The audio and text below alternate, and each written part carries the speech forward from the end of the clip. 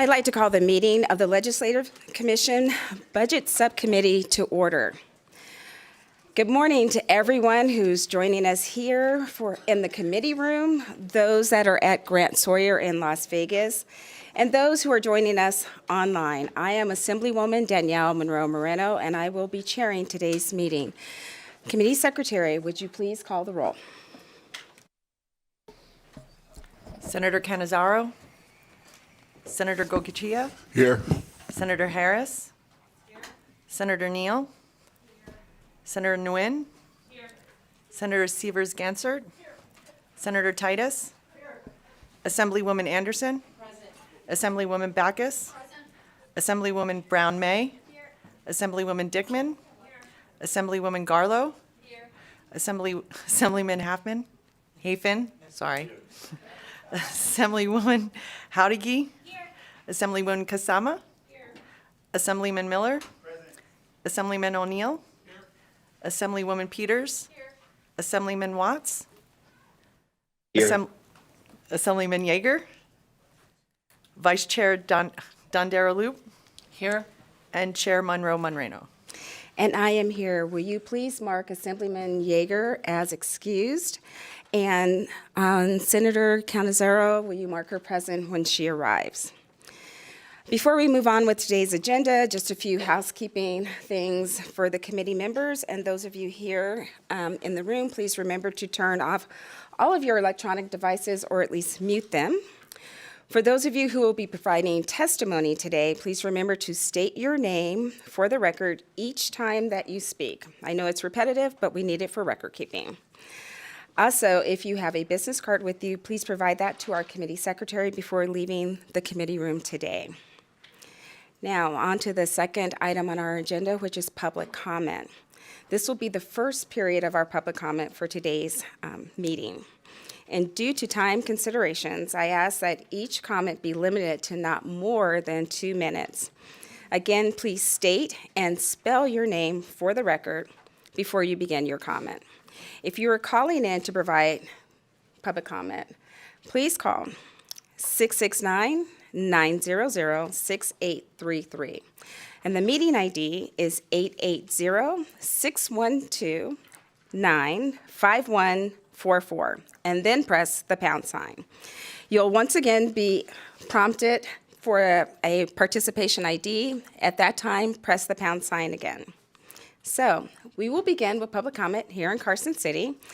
If you'd like to make public comment, go ahead and come up to the table. After we finish here in Carson City, we'll move to Las Vegas, and then we'll take any public comment on phone. And we'll begin with our first person. Good morning. Thank you, Madam Chair. Chris Daly, D-A-L-Y, Nevada State Education Association, the voice of Nevada educators for over 120 years.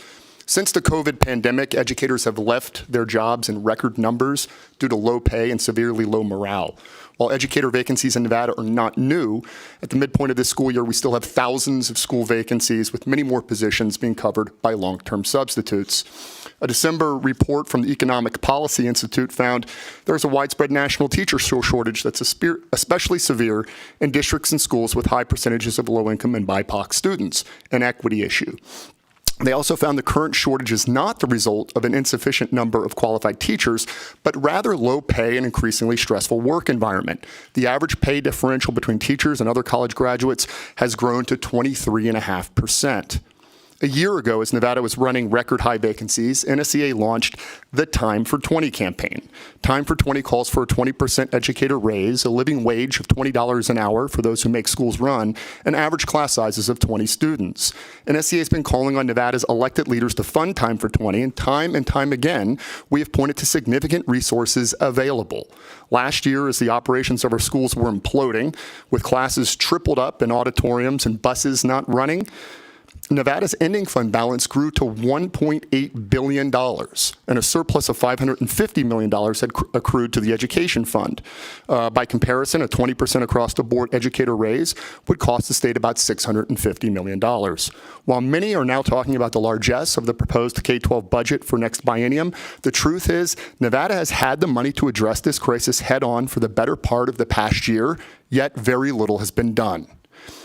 In November, the Commission on School Funding released a report identifying optimal funding as per pupil amount of $16,500. It's a hefty report. The governor's budget proposal would increase per pupil funding to $12,400, which is more than $4,000 suboptimal. Nevada still needs another $2 billion to reach the goal of optimal funding. This begs the question, now what? My colleague from Las Vegas will complete our comment in the call period. Thank you. Thank you. You can go ahead. Hi, my name is Kaylin Evans, and I'm the president of the Washoe Education Association, and I appreciate the opportunity to address you today. We are very cautiously optimistic about the governor's proposed budget, but as was said, there is still a lot of work that we need to do. We need to understand the current situation that our schools are in. We currently rank 47th in per pupil funding. We're the only state in the country that received all Fs in educational funding reports. That's distribution, funding levels, and funding effort by the Education Law Center.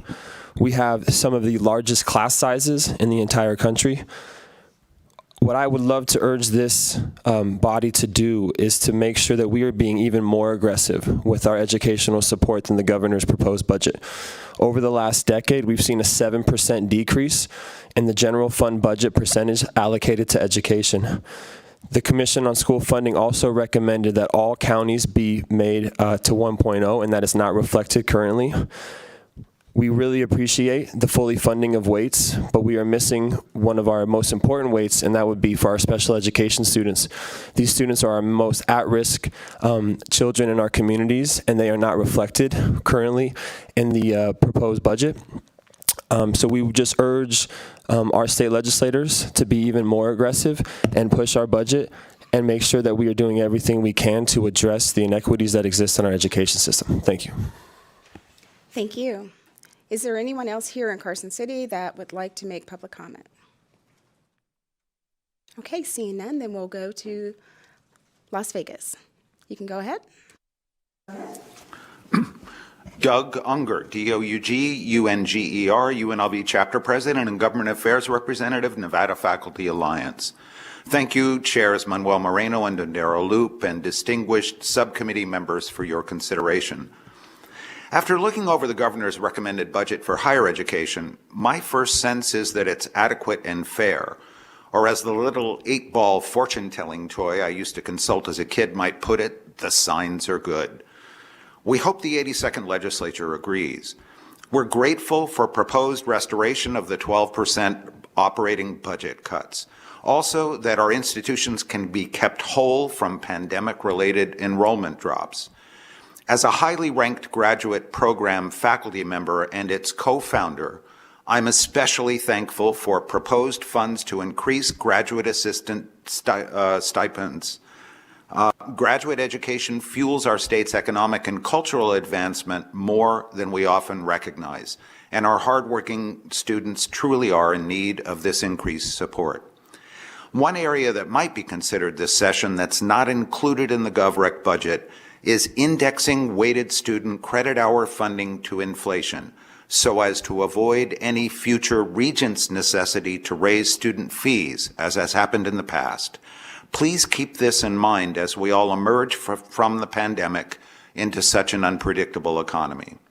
More urgently, higher education, along with most state agencies, faces an understaffing crisis, including a 14% turnover rate for faculty. Survey data show the main reason is non-competitive compensation. Salaries at Nevada's R1 universities are 21% lower than peer institutions in the Western region. 8% plus 4% COLA is at best a half measure. We propose significant increases to COLA in order to retain and hire more classified staff and professional employees, including faculty. We're hopeful this can happen by June when, as that little 8-ball might put it, all will be revealed. Thank you. Thank you. Is there anyone else there in Las Vegas that would like to make public comment? Okay, seeing none, we'll go to the phones. BPS, can you please queue up the first caller, if we have any, for public comment? Thank you so much, Chairman Moreno. To provide public comment, please press *9 on your phone to take your place in the queue.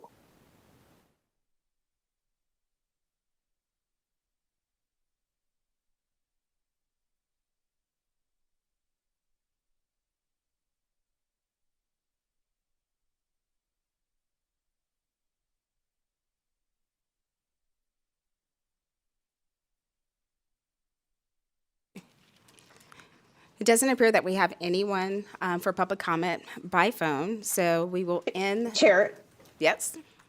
Chair, I'm sorry to interrupt. Yes, ma'am, we do have 2 public callers. Oh, I was perfect. just trying to get the first caller to unmute. I apologize. Caller with the last 3 digits, 486. Please proceed. You are unmuted. Thank you. Alexander Marks with the Nevada State Education Association, just following up a little bit more on my colleague. Begging the question of now what? If banner years for sales tax and gaming revenue with billion-dollar surpluses still leaves us this far behind, what's the plan moving forward?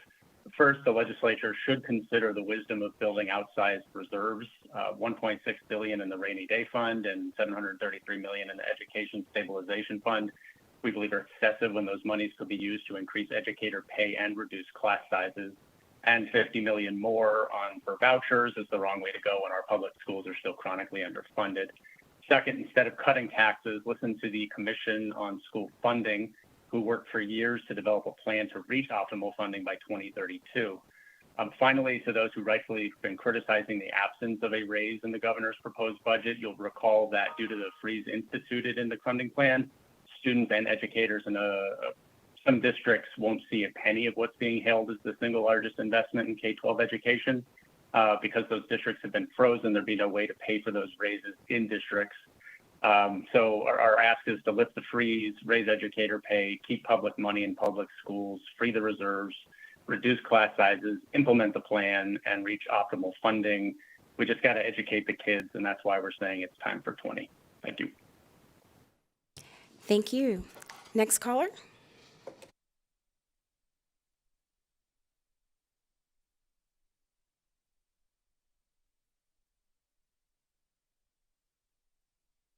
Caller, you are unmuted. Please proceed.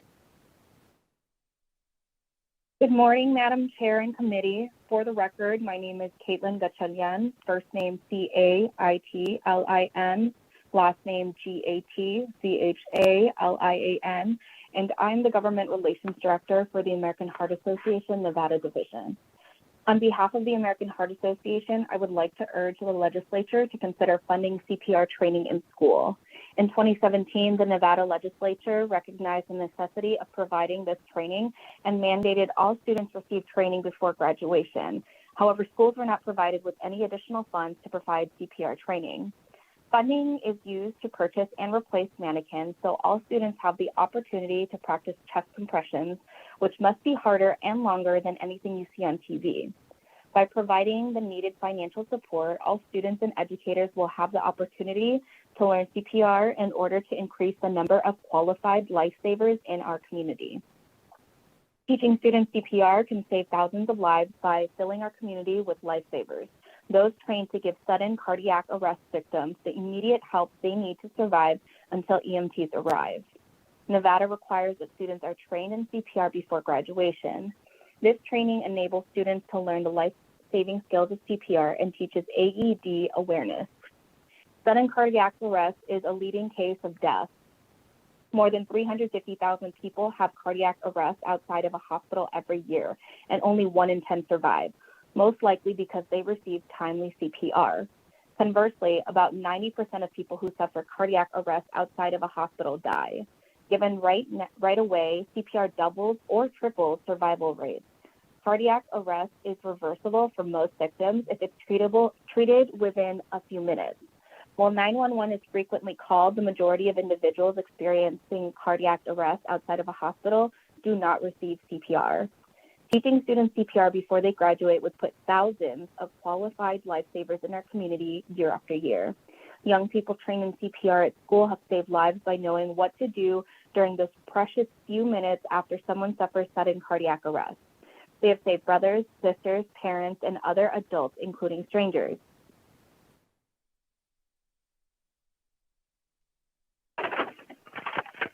Thank you so much for your comments. We've reached that 2 minutes.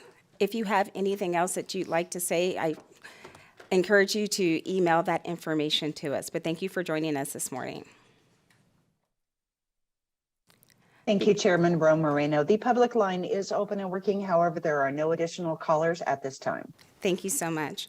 And with that, we will close this portion of public comment. There will be a second period of public comment at the end of today's meeting. And now we'll move on to our first presentation of today. We will be hearing the budget presentation on the K-12 education funding, and Superintendent Ebert and her staff will be presenting. And I believe we get you twice today, so welcome. You can start whenever you're ready.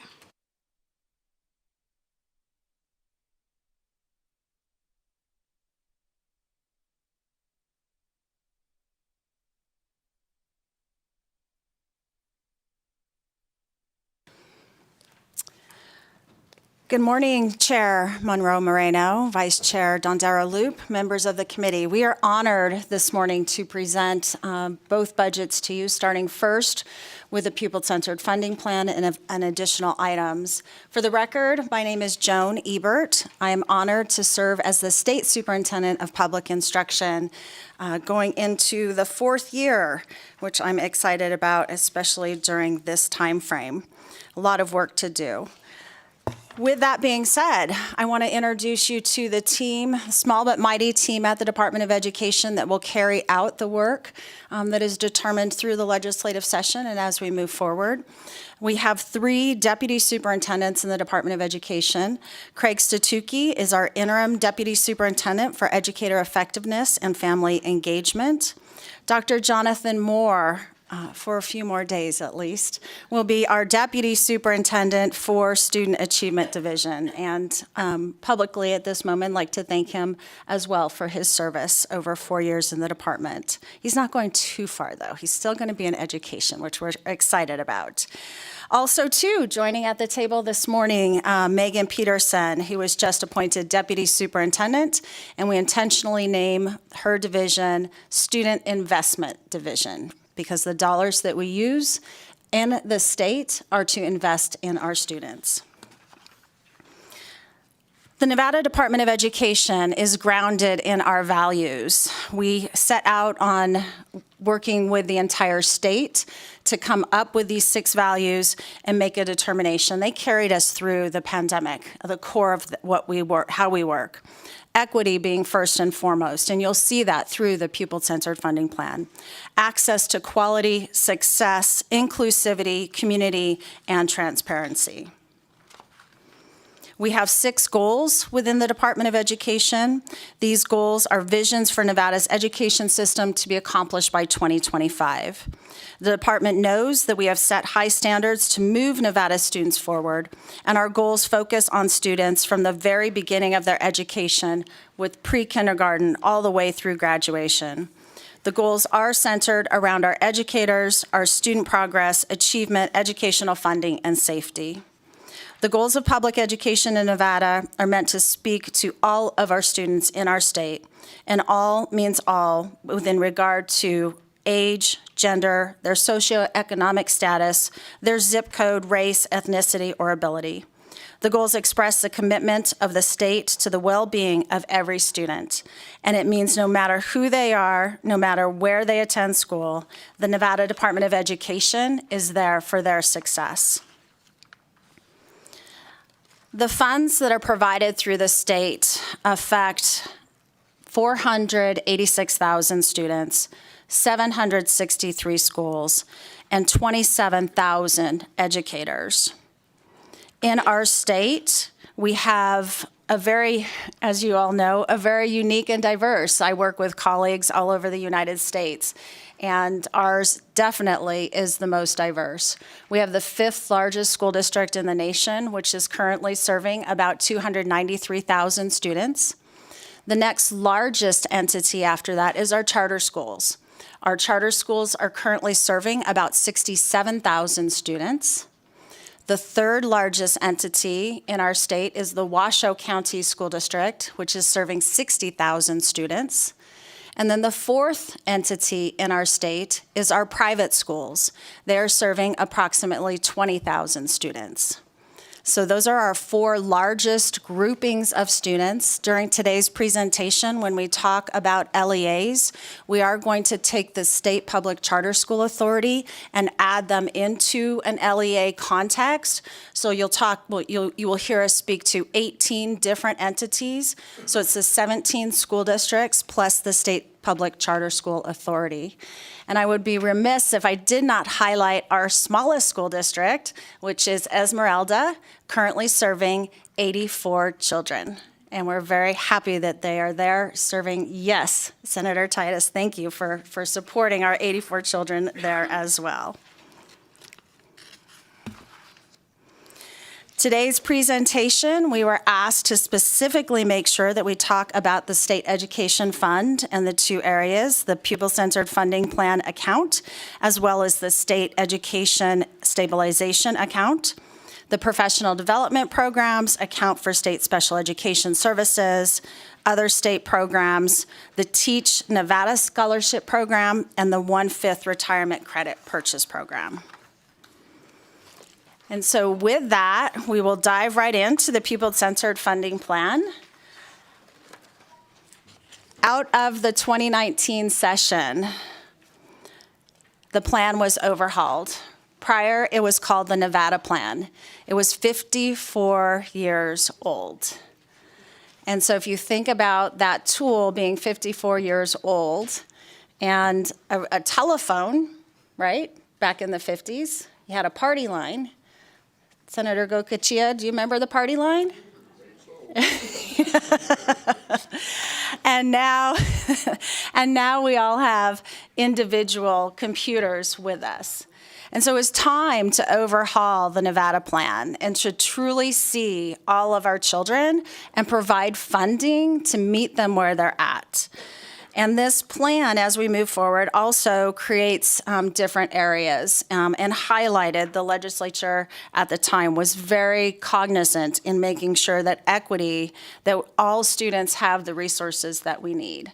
And I often, when people ask, well, doesn't that mean just giving everybody the same thing? The example that I use is tennis shoes. If we're going to ask our students to run, or all of you to run a race, a mile race, and we're going to give you all brand new tennis shoes. Well, what if we gave you all a size 8? We gave you all a pair of shoes, but they were all the same size. But you all need anywhere from a size 13 to a size 4. So there is a difference between equal and equity, making sure that we meet you where you're at and we provide you with the tools that you need to graduation. We want 100% of our children graduating in the state of Nevada, and our school districts and teachers are working toward that goal. Transparency. If you've been around, you've seen the prior slides for the Nevada Plan. It looked like a spaghetti bowl on a piece of paper. And truly, you had to, as an administrator in education, take a semester-long course to understand the entire plan. This plan is very transparent. You see where the money flows and where it goes. Accountability, showing how funding is used to improve student achievement, and we'll be talking about that as well. And then flexibility. We get a lot of questions on flexibility, and it is meant to allow the schools and school districts to allocate the resources based on their demographics and their needs. So what is the Pupil-Centered Funding Plan? It's codified, we know that. It identifies the specific revenues intended to pay for public education.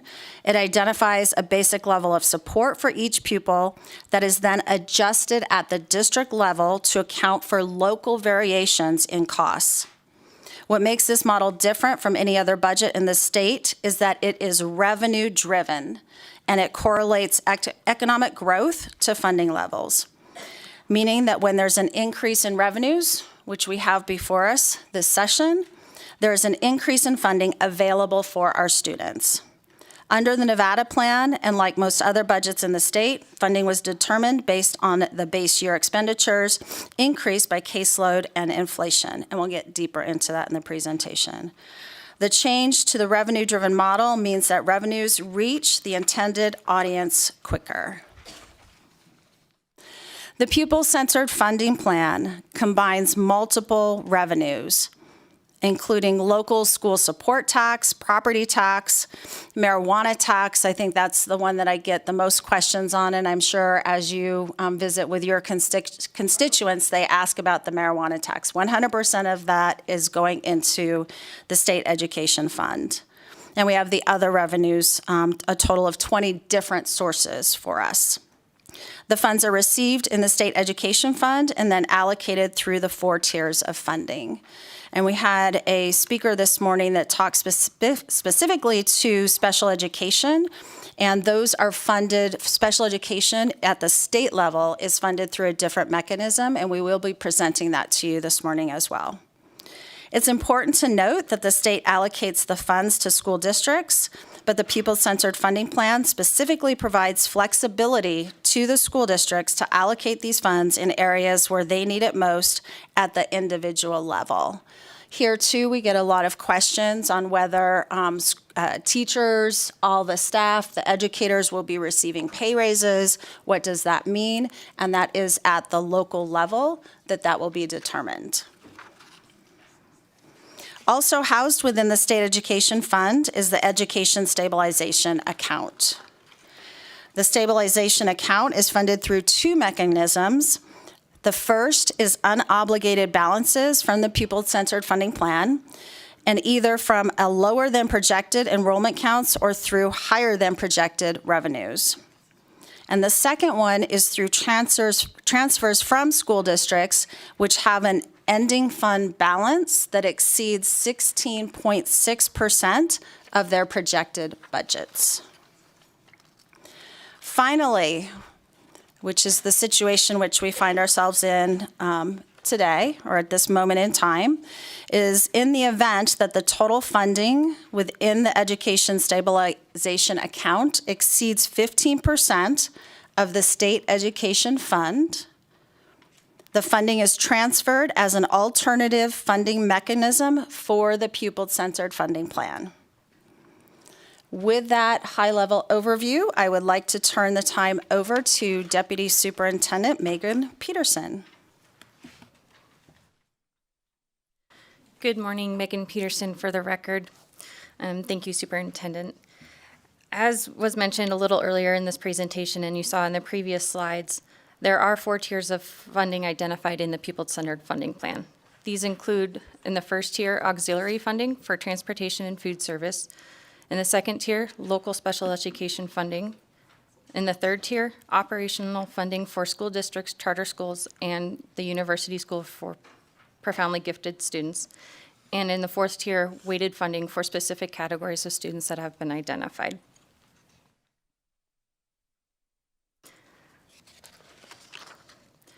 Within the first tier of funding, as I mentioned, we have transportation and food services.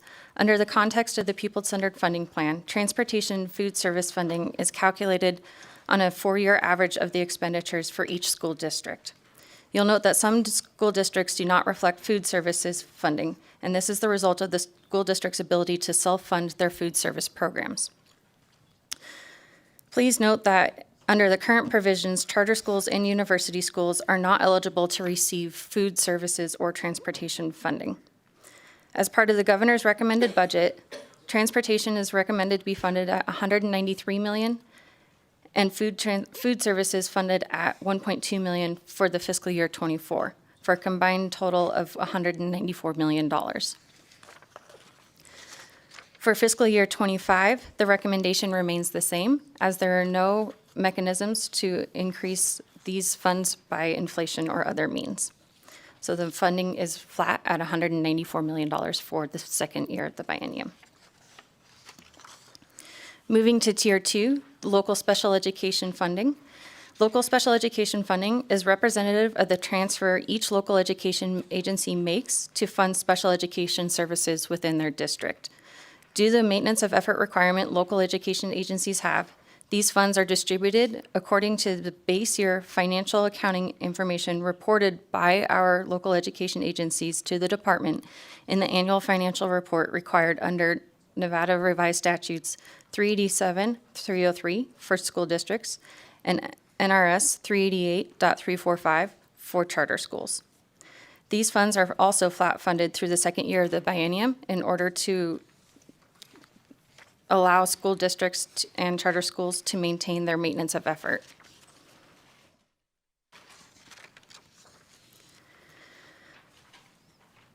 Within Tier 3, I wanted to give a quick overview of the concepts of the plan, especially knowing that this is round 2 of using this fund or this plan, and I wanted to give a high-level explanation of how the adjustments work. There are different scenarios available to the governor for recommendations of this funding level. The first option is to take the prior year statewide base, adjust it by an inflation component and enrollment growth to give us the starting point for the new fiscal year. Similar to the state's budgeting process, base is equal to base, or BOO, as we're all familiar. These other adjustments that are applied could be equated to the M150 adjustments to account for inflation or increasing costs to maintain existing services. Within the pupil-centered funding plan, the inflation is linked to the consumer price index and, in some scenarios, enrollment growth.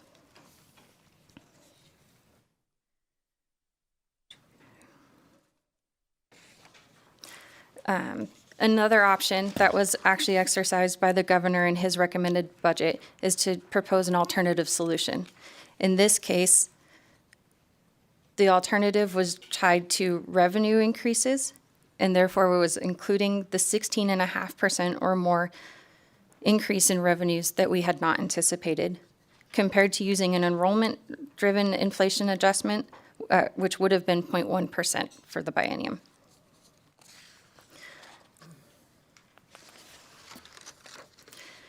Based on this recommendation, taking these adjustments into account, the recommended statewide base per pupil amount for fiscal year 24 is $8,613. For fiscal year 25, that equates to $9,039.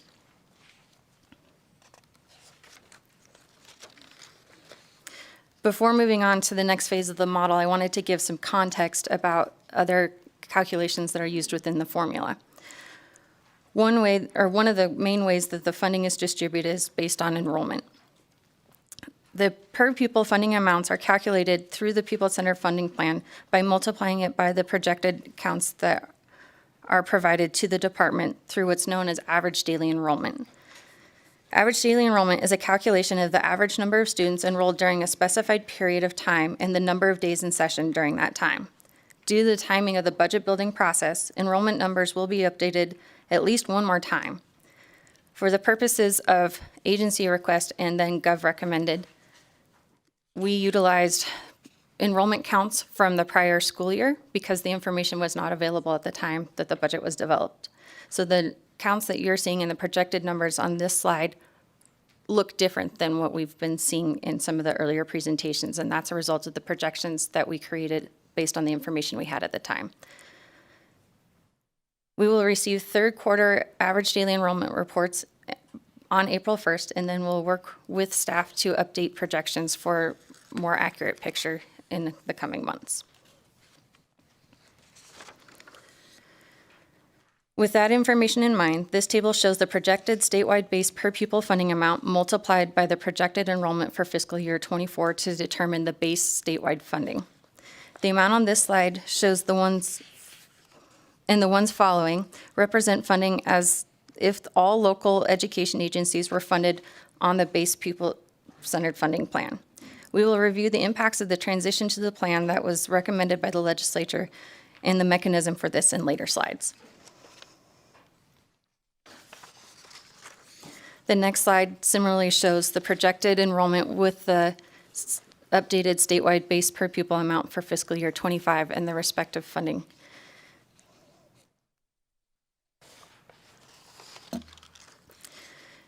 Moving to the next phase of the budget building process, and similar to the state's budgeting system, we take the base base budget and apply additional adjustments to that.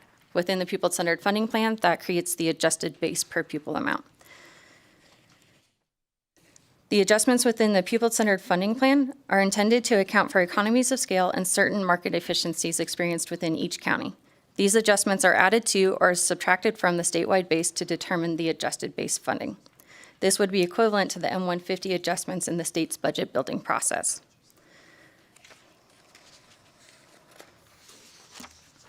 Digging a little deeper, one of the adjustments that I had mentioned was the attendance area adjustment. This accounts for increased costs per pupil associated with educating a student in a lower population density area. And generally speaking, within our state, attendance areas are equated to population centers in each county. The example on the screen represents attendance areas for Elko County and include 11 total for Elko, including Carlin, Elko itself, Independence, and Mound Valley, just to name a few. A second adjustment is known as the Nevada Cost of Education Index. The NCEI, as it's called, is a district-specific adjustment to account for variations between counties for cost of living and labor for classroom-based instruction. As part of the governor's recommended budget, he recommended a floor of 1.0 be placed in this adjustment to guarantee that school districts would not lose money via the adjustment.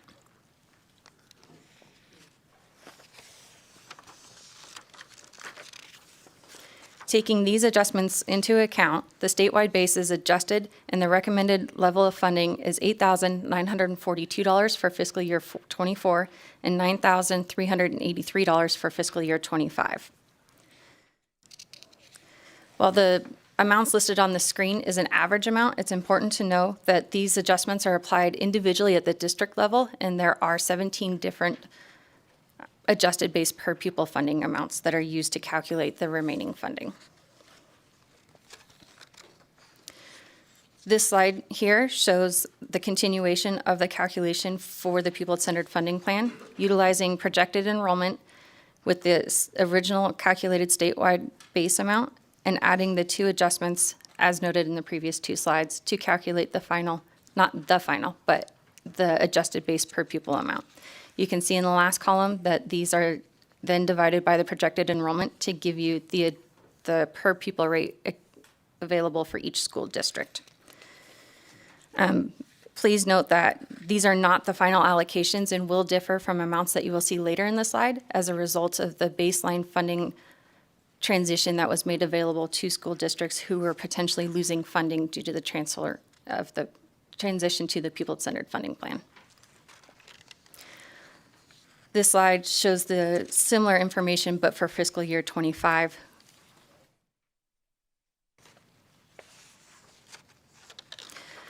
Moving to our Tier 4 of weighted funding, we have 3 categories of weighted funding identified. These include at-risk, English language learners, and gifted and talented students. These students have been identified to receive additional supports beyond the base funding to augment their learning. For the purposes of the pupil-centered funding plan, at-risk students have been defined as students who are at risk of not graduating with their cohort. This definition was adopted by the State Board of Education as allowed under Nevada Revised Statutes 387.1211. Currently, the department is working with a vendor to utilize what's known as the grad rate to determine a student's eligibility for the at-risk classification. Students who are in the bottom 20 percentile qualify for this definition. Pursuant to the plan, if a student is qualified to receive services under multiple tiers of multiple weighted categories, the student will only receive funding associated with the highest weights. However, there is an expectation that they will be provided services for all categories of funding that they are eligible for. On this slide, you can see the recommendations for the weights proposed by the Commission on School Funding and the weights that were adopted by the legislature in last session. You will see that the weight for gifted and talented category was recommended to be funded at 0.12% of the statewide base, compared to the recommendation of 0.14.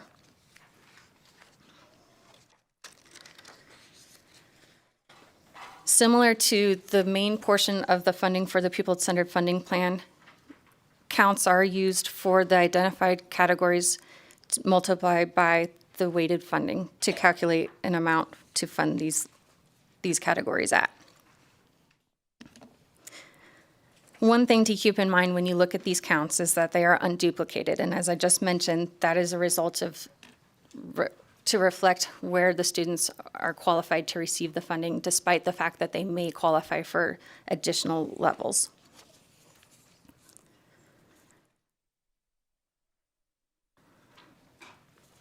And as we mentioned earlier, please note that we do not have special education counts on this slide, although they are funded through a weight that is managed through a different mechanism and formula.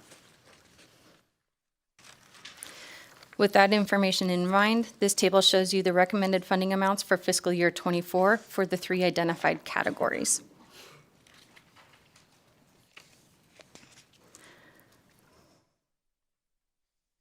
Similarly, this is the table for fiscal year 25, showing the recommended funding amounts for each school district and category.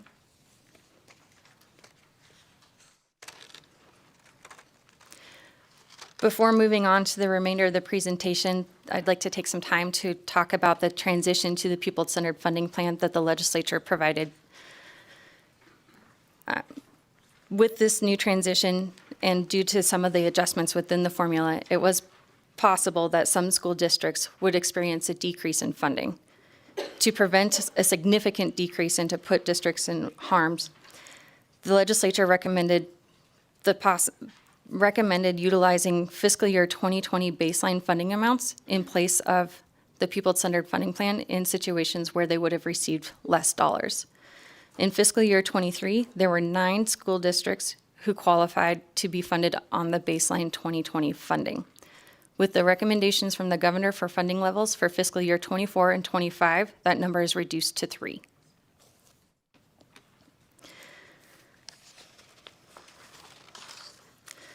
This slide will show you the recommended funding amounts for fiscal year 24.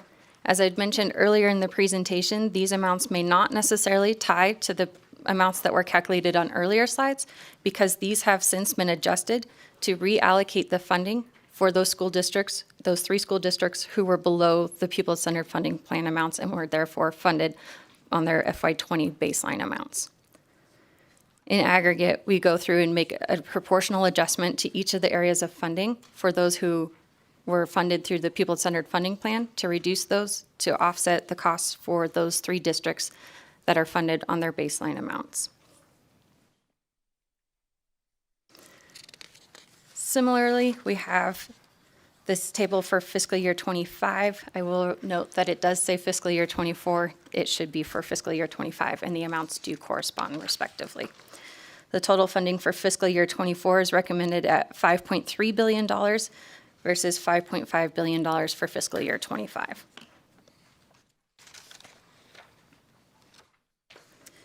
To put that on a per pupil amount for context, and after all adjustments are made, this table shows you the recommended per pupil amounts for each school district in totality.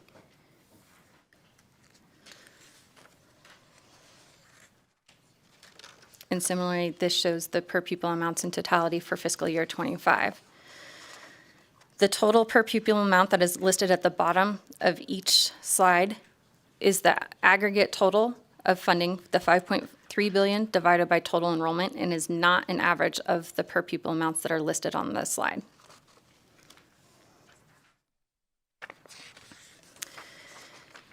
And with that, that concludes the portion for the pupil-centered funding plan. And now we would like to transition to the other budget accounts requested for review, which include professional development programs, account for state special education services, other state programs, the Teach Nevada Scholarship Program, and the 1/5 Retirement Credit Purchase Program.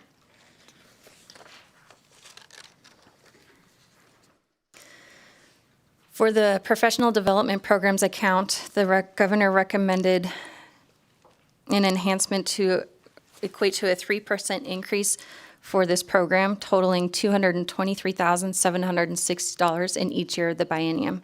As I mentioned, this will provide funding to offset an increase in inflation, which provides a total funding for this program of $7.5 million for each year of the biennium. This program provides professional development for our school districts, and there are 3 programs sponsored in Washoe, Clark, and 1 for our rural counties.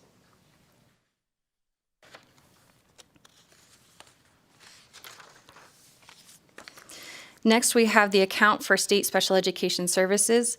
This is the account that administers the state's maintenance of requirement for special education as federally required. That is the reason that this has currently been funded outside of the pupil-centered funding plan. The governor's recommended budget includes inflation adjustments, which roll up to a total of $233 million for fiscal year '24 and a total of $241 million for fiscal year '25. Additionally, in this account is the contingency account for school districts or charter schools who may experience a sudden increase in need for special education services above and beyond what they are ordinarily able to support. Therefore, the contingency account has been established and is codified to have $2 million per fiscal year in order to support these students. Additionally, there's a state supplemental portion for special education equal to $1.5 million in each fiscal year. These funds are available for school districts who have special education populations who exceed 13% of their county or their district's population, and provides additional funds to help support those students.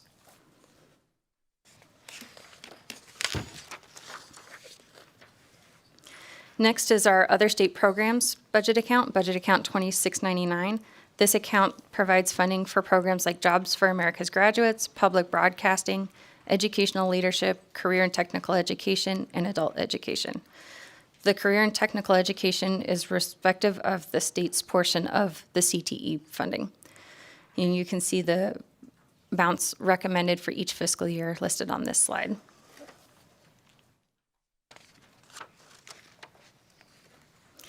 Next, there's a special enhancement that has been identified for this program, or for this budget account. It includes an enhancement equaling $5.2 million in each year of the biennium, and this funding is made available to support a statewide pilot program to implement dual language programs.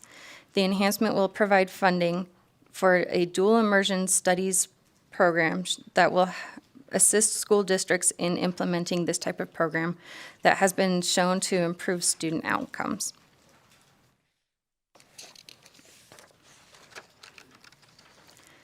Next is our Teach Nevada Scholarship Program, budget account 2718.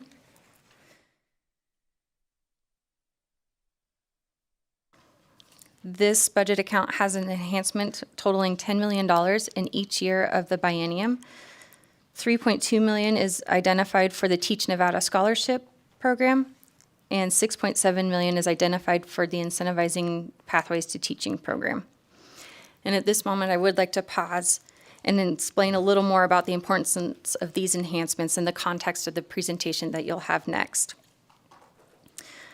The department has established 4 buckets of priorities that helps us ensure alignment with our resources and the preferred outcomes. These buckets include transparency, student success, teacher recruitment and retention, and efficiencies for long-term success. So specifically, the Teach Nevada Scholarship programs directly contribute to our teacher and recruitment retention priority. And so because we won't be speaking to those in the next presentation, I did want to pause and identify this subset for you.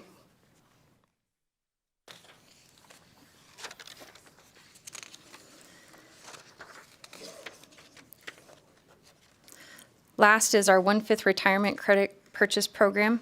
This is recommended to be funded at $560,000 in each year of the biennium.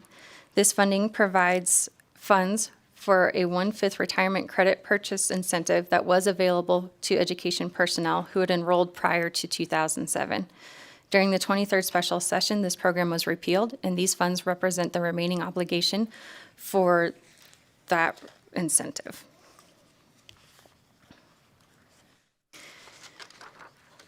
Moving forward into the biennium, the department is focusing on consolidating the reporting dates for the many reports that we have.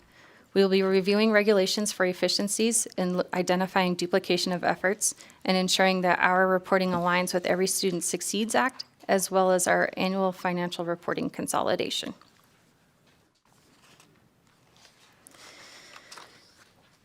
And with that, we are available to answer any questions you may have. Thank you so much for the presentation. I have several members who have several questions. So we are going to start with Senator Neal. Thank you, Madam Chair. So I wanted to start off with the first question. So the school funding recommendation that the governor is recommending, he is changing the methodology to now be based on identifying at-risk pupils for academic proficiency, attendance, and behavior, correct? Because I'm leading somewhere. I just need to make sure that that's right. Superintendent Ebert, for the record. So during the legislative session when the pupil-centered funding plan was enacted, it gave the authority to the State Board of Education to define at-risk. And previously in funding, we had used if free and reduced lunch as an indicator.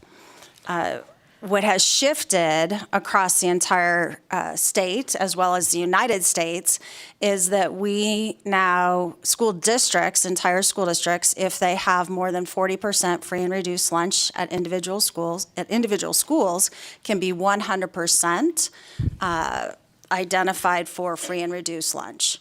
So that does not mean that those students are not on track to graduate. It means that they have food insecurities.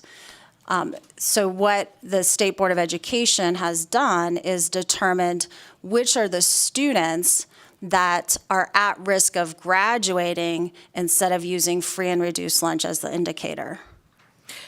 So, which includes those items that, I apologize, which includes those items you identified. okay, so here's the question. The question is, when we talk about including data from Infinite Campus, where we're looking at academic proficiency, how are we looking at the historical academic proficiency, right? Because that matters when you determine, number one, the kind of education component that should go towards an at-risk student. I don't like the lower weight, so I'll just put that out there right now. But when I think about the schools that are in my district, Matt Kelly, Quanah McCall, Von Tobel, it's a range, right? And then, and if I was even to get into Prime 6, right, which we have a historical timeline and delineation of low academic proficiency, how is the historical data being treated to then calculate and give proper education tools, support to these students? Because I don't see historical anywhere in here. Not the word, the adjective should be to me in front of academic proficiency. Thank you. Madam Chair, may I directly go to the questions when they're asked? Okay, thank you. I want to follow protocol. Thank you, Senator Neal, for the question. For the record, Joan Ebert, State Superintendent of Public Instruction. That data, we are one of a few states that has that historical data. We have had Infinite Campus in our state for over 10 years, and so that information is included. It's the types of information which those neighborhoods that you specifically speak to look at how many times a child has moved, if they are free and reduced lunch, their academic status, their behavioral status. All of that is taken into consideration to make the determination if they are on track to graduate. Madam Chair, that leads me to my second question. So on page of your slide 30, we talked about the weighted funding, and this kind of all dovetails into each other. You mentioned the historical graduation rate and that you would look at the bottom 20% quartile. And what popped into my mind was, at what grade level, right? If we're doing read by 3, right, and that's been around for a while, we already know data-wise that it's not just high school. We know that in middle school, a student is not performing well. So when we talk about the bottom 20% quartile, what grade level are we looking at? Because you can't just look historically at a graduation rate, because there is a lineage, I believe that there is a lineage to a zip code that historically has been underserved, uneducated, and it has been a continuing timeline that we can point to for 20 years. So how are we going to treat a middle schooler who's in 6th grade, who we know is not faring well, but we know from data from 4th grade, they're in the 20% quartile. So how do we treat that student? How are they given the support? And I'll stop there. Thank you, Senator Neal. I appreciate your passion very much, and I appreciate that you're asking the question so that we can clarify. Superintendent Ebert, for the record. With that, the name is grad score, but it's not just looking at high schoolers. It is inclusive of the entire K-12 system. So this is a pupil-centered funding plan. So it does look, at-risk students are in 3rd grade, 4th grade, as you said, in middle school, in high school. This at risk, even though it's called, we're using grad score as it's because they're not on track to graduate. And we know with some children, to your point, read by grade 3. If they are not reading by grade 3, they are not on track to be successful in middle school or high school. And so those funds will flow directly for those 3rd graders, those 4th graders, middle schoolers. Thank you. Madam Chair, I know I asked for a 3rd question, and this is literally the final one. And I like you, Director Ebert, so I'm passionate all the time. That's my main problem. Yes. I have a question on slide 26. So this is your NCEI adjustment, and what stuck out to me, and I know that this was a conversation on the Commission for Education, and there have been a couple of presentations in the interim, but what is, I guess, bothering me is the cost of living and the cost of labor and how it is being calculated. Because what I'm not clear on is when we talk about, it was my understanding that the cost of goods excludes the differences in the cost of housing, rents, energy, or healthcare. So if these things are excluded, right, then how is that an appropriate measure of the cost of living that's going on in Clark County, that's going on in Washoe County, right? I mean, because all of those factors are a determination in what's going on with the families, right? And their ability to even establish a threshold, or for the district, because that, to me, determines a lot. And then the second part of that is that when we talk about the cost of labor, the Bureau of Labor says that it's the unit of labor cost as a ratio, right? And so it's a division problem. And so if we know that compensation is one of the factors, and we're saying that teachers are not compensated at the rate that they should be, then how is the cost of labor ever going to be an equitable variable that's giving us an adjustment for this category? Do you understand what I'm saying? Okay. Superintendent Ebert, for the record, most of it, and that's why we now have called our expert up to the table. With that being said, those are discussions that, as the Commission on School Funding met over the last 2 years, every single meeting of what is included in the Nevada Cost of Index was discussed, brought to the table, and it's a discussion, right? At the end of the day, you land on what is best at that moment in time. And so that's where we are with those considerations. But for the specific mathematics behind it and what was included, I would ask James to answer that. James Kirkpatrick, for the record. I'll try to answer this question. A little bit of history regarding the Nevada Cost of Education Index. As you mentioned, there are two components. The first component is a wage component. And the second component is the cost of goods component, which we use federal data, the regional price parity data, I believe it is, and the weighted portion, because we have two halves and they are weighted, they are divided by a percentage. That percentage directly correlates to the district's wage portion and their operating portions of the entire state. So we look at the 387 report, that is all of the expenditures reported by the districts. We divide those expenditures up by wages and cost of goods and the operations, and that determines the percentages used in that Nevada cost of education component. Did I answer the question? Yes.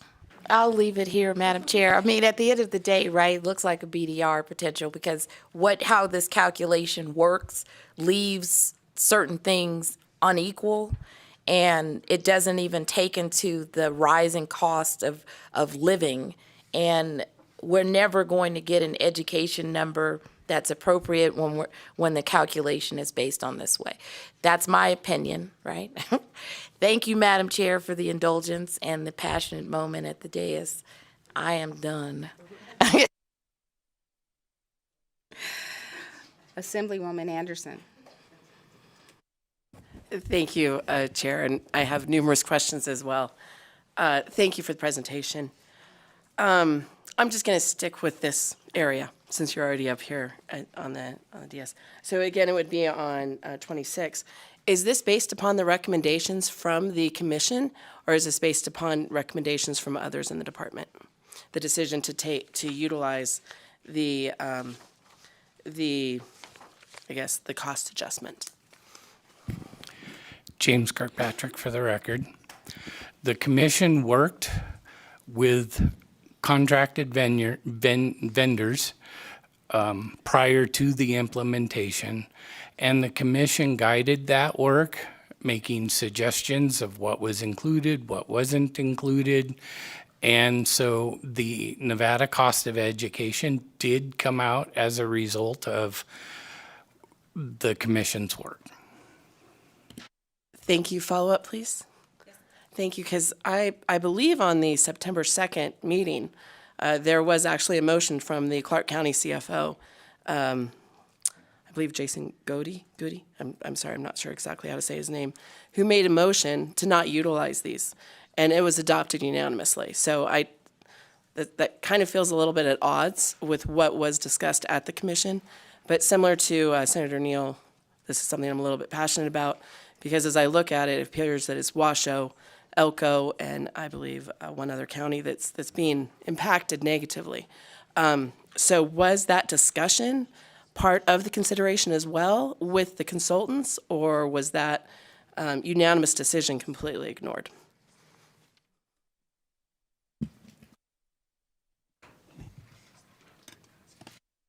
One moment, please.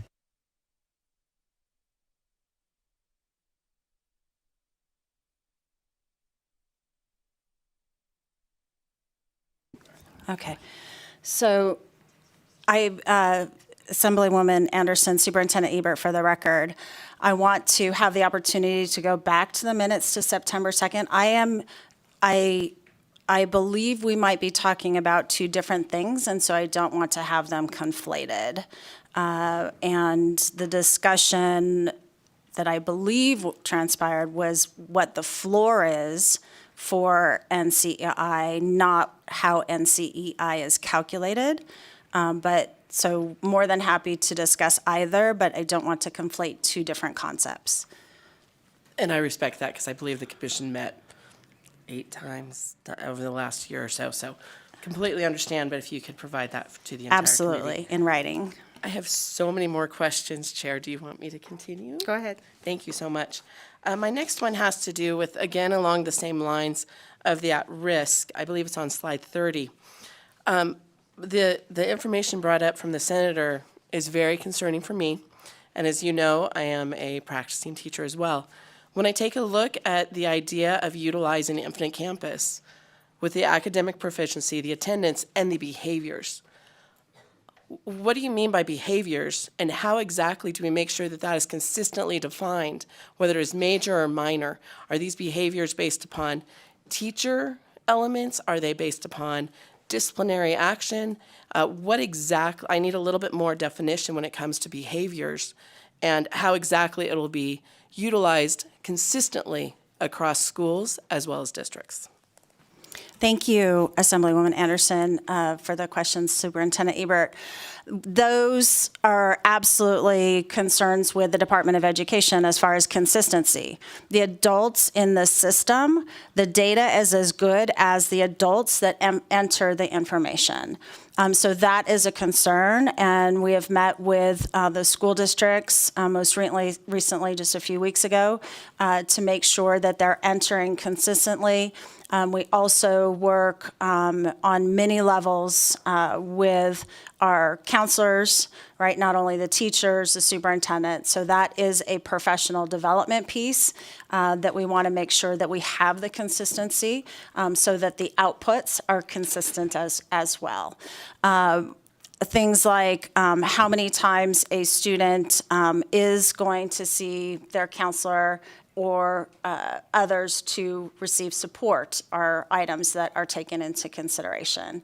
And all of those things together, not any one indicator is weighted so highly that it would move a student dramatically out of one category or another, because there's many pieces, as we said, attendance, how many times a child moves, their academic performance, right? It is all of that data that's aggregated up.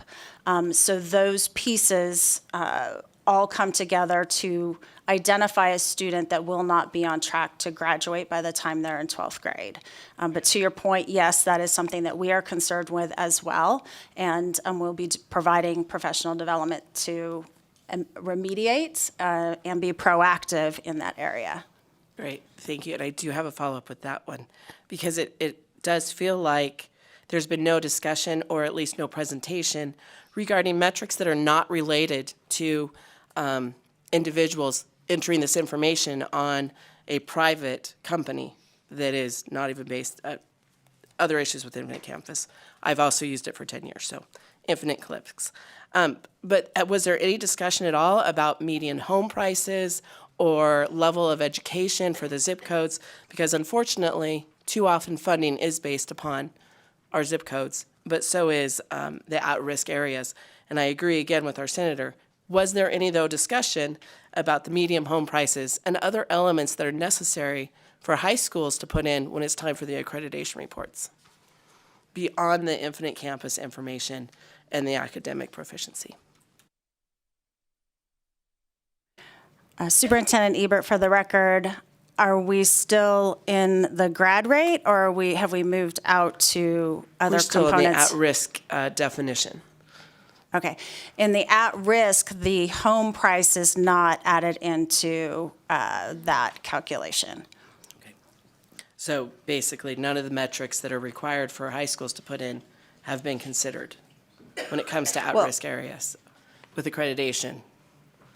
I would have to be specific, you're asking me, Superintendent Ebert, for the record, if all of those items, I would need to crosswalk to double check which items are and which items are not. If you could, and again, provide it to all of us, that'd be wonderful. Thank you. Would you like me to continue, Chair? How many more do you have? I think 3. One Why more, don't I do and then one we'll more? move on. If I may.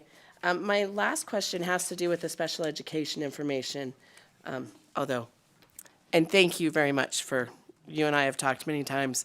I'm sure we'll talk a few more times about this too. But the last one has to do with the special education information. In particular, I believe it was on slide 41.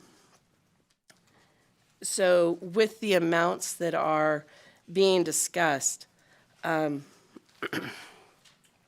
have so many questions about special education. So I'll just try to do two really quickly. I know that we have 40 openings, more or less, for teachers of special education. I can't even imagine how many openings we have currently for special education aides. The amount of money that is being discussed at this time, do you believe that that will be enough for us to finally attract more special education teachers? Or why do you believe we have such large openings in the special education area from your professional standards and also from speaking with other superintendents? Superintendent Ebert, for the record, so this is one of the areas that we're not alone. This is a national crisis. Special education is one of the top, along with mathematics educators and science educators in general. And, you know, this is our opportunity as a state to address this crisis. I will tell you that currently working with the interim chancellor for higher education, Chancellor Urquiaga, he formerly sat in this seat, was state superintendent of public instruction, so he knows that I'm walking in his shoes, and he's walked in the shoes that I'm wearing currently. So that being said, I know that was a picture. My apologies. But anyways, how do we address, and I actually sent him the data, I'd be more than happy to share with this committee as well, to the U.S. Department of Education. You know, we're over 1,400 vacant positions. Anyone can testify, parents, all of us, on the vacancies that exist. It is a crisis. And so it is the revenue that we see before us is a phenomenal start. But when you're coming up from F, we will be ranked again, and it's definitely not going to get us to A. So how we use those funds, how we attract, how we make the working conditions, the learning conditions, the shift, these funds. You heard accountability quite a bit from the governor during his presentation. Accountability also comes with, you know, how do you provide those supports and working together? So our promise to you is that we will continue to work locally with higher education. That's why the incentivizing teacher pathways was huge, making sure that we create a pipeline of educators that are born and raised here in Nevada and stay in Nevada and join the educational system so that they can move the entire system forward. And there's many other stories and things that I can share with you at a later date on how we're doing that as well. Thank you. Thank you for answering my questions. I look forward to our continued conversations. And thank you, Chair, as well as the rest of the committee, for giving me so much time. Thank you. Senator Ganser. Thank you, Madam Chair. I had some questions about the funding. So we have an additional $2 billion in K-12 funding, and you mentioned earlier that that could be used for teacher raises.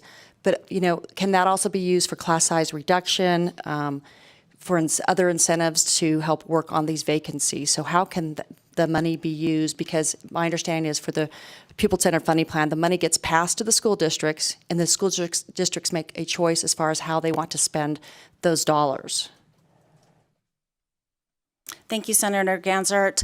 Superintendent Ebert, for the record, yes to everything that you said. The flexibility that was built into the pupil-centered funding does allow that if a certain school district needs the funds to reduce class sizes, then that is the direction they may choose to go.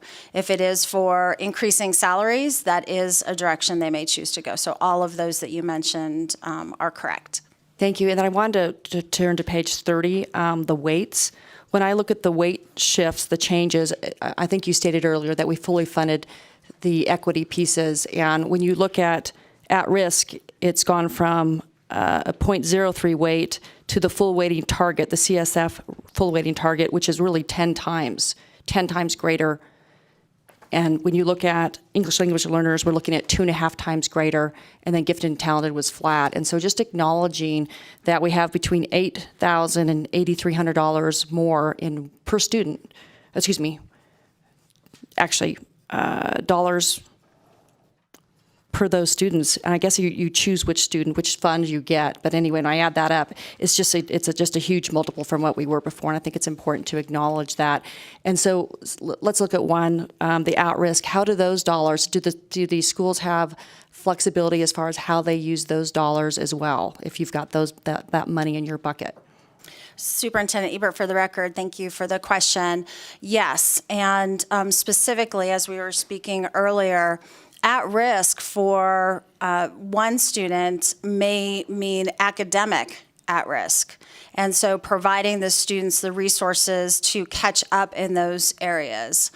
At risk for another student may be that they're not showing up to school. And so how do we make sure that that student is at school? That identification is there, but then also we know more, the individual school districts, schools counselors know more about that child and the resources and support that they need.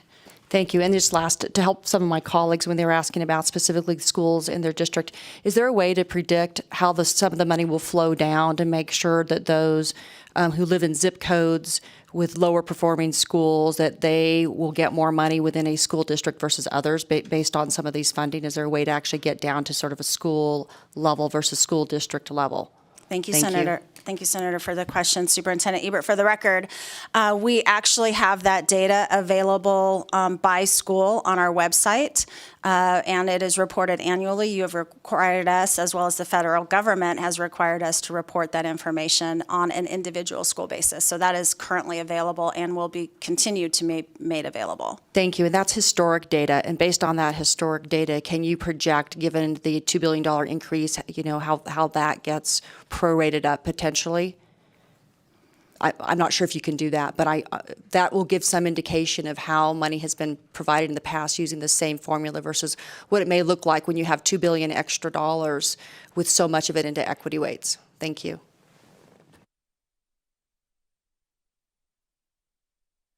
Superintendent Ebert, for the record, I believe getting into the individual schools, I could not project that today as we sit here, but working with the school districts as they make those expenditures, we'll definitely be able to report that. Thank you. Before we move on to the next question, I want to stay on that. When you look at page 30, your slide 30, and you look at the per pupil rate for the at-risk students, for FY23, it's $244. And FY24, it does go up significantly. However, the number of students that money is going towards went down significantly. So let's call a spade a spade. It looks great on paper, but we're not actually helping the same number of students that we were before. So it's not as wonderful in that number to me as it had we been helping the over 247,000 students. We're only going to be addressing just over 63,000 students with those dollars. So I know you spoke about the calculation of how we're doing at risk, but I still feel that we're leaving a lot of kids who are at risk, no matter how you calculate it, out there on their own. I'm frustrated by the numbers. It's not really what it is. Thank you, Chair. For the record, Joan Ebert, State Superintendent. So the prior year, in the last biennium, we were asked to continue to fund free and reduced lunch as the at-risk. And so I think the concept of, is every single child that's identified as free and reduced lunch at risk of not graduating? And when you look at that, it is, and what has transpired too, is that in our schools, if they have over 40% of the students that are in poverty, then the entire school is just, every single student in that school then becomes a free and reduced lunch student, receiving those services. And so that's how the formula then is conflated with the numbers expanded, because it's not that child some of the children, and I've had a lot of people talk to me, no, my student, my child goes to the Title I school, they are not at risk at all. They are graduating, they're doing extremely well.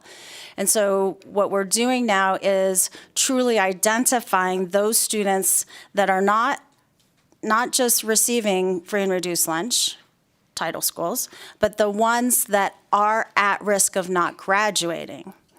And so that student population is actually, you mentioned the 60,000 students. That population is actually around 90,000 students that are not on track to graduate. The way the funding formula works right now is that we fund first with the highest weight, so our ELL at 0.5, and then we move to at risk, and then we move to GATE. And so I may be a student that is in all three categories.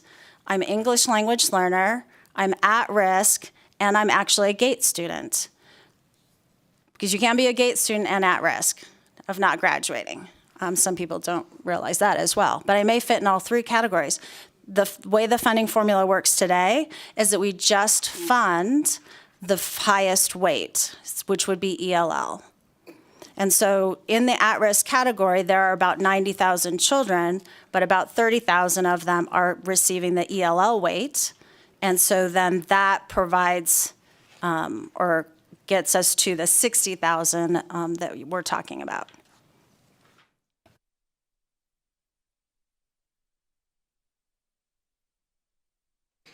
Thank you for the explanation, and I am well aware of the fact that we have been considering everyone at the Title I schools that 40% or more of the students were considered at risk, and all the kids got free and reduced lunch.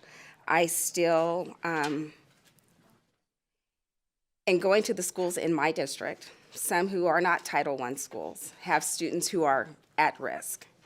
And I still feel that the way that we're calculating the at risk of graduating will still leave some students behind.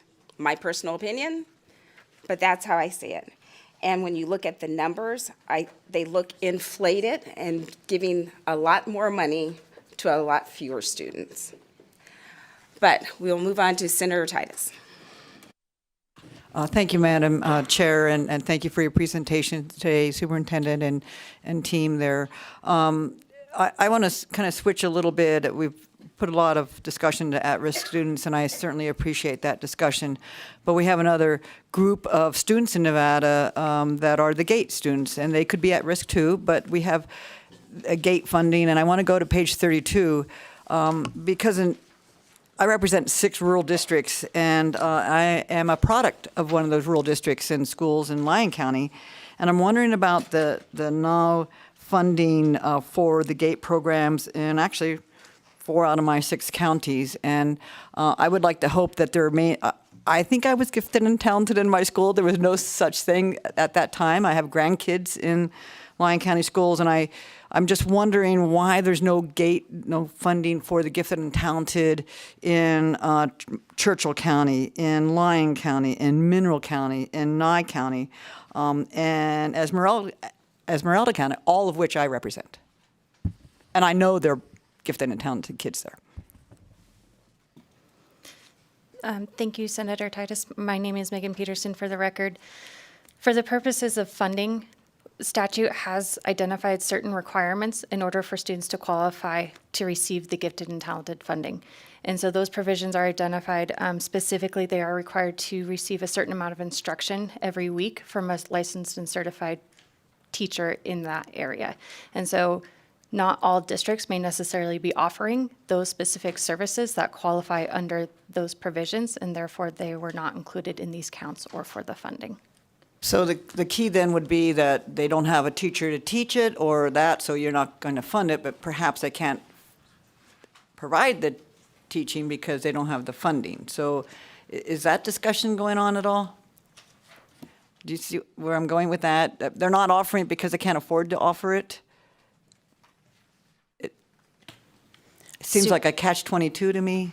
Yes, Superintendent Ebert, for the record. Julie, can you come up to the microphone, please?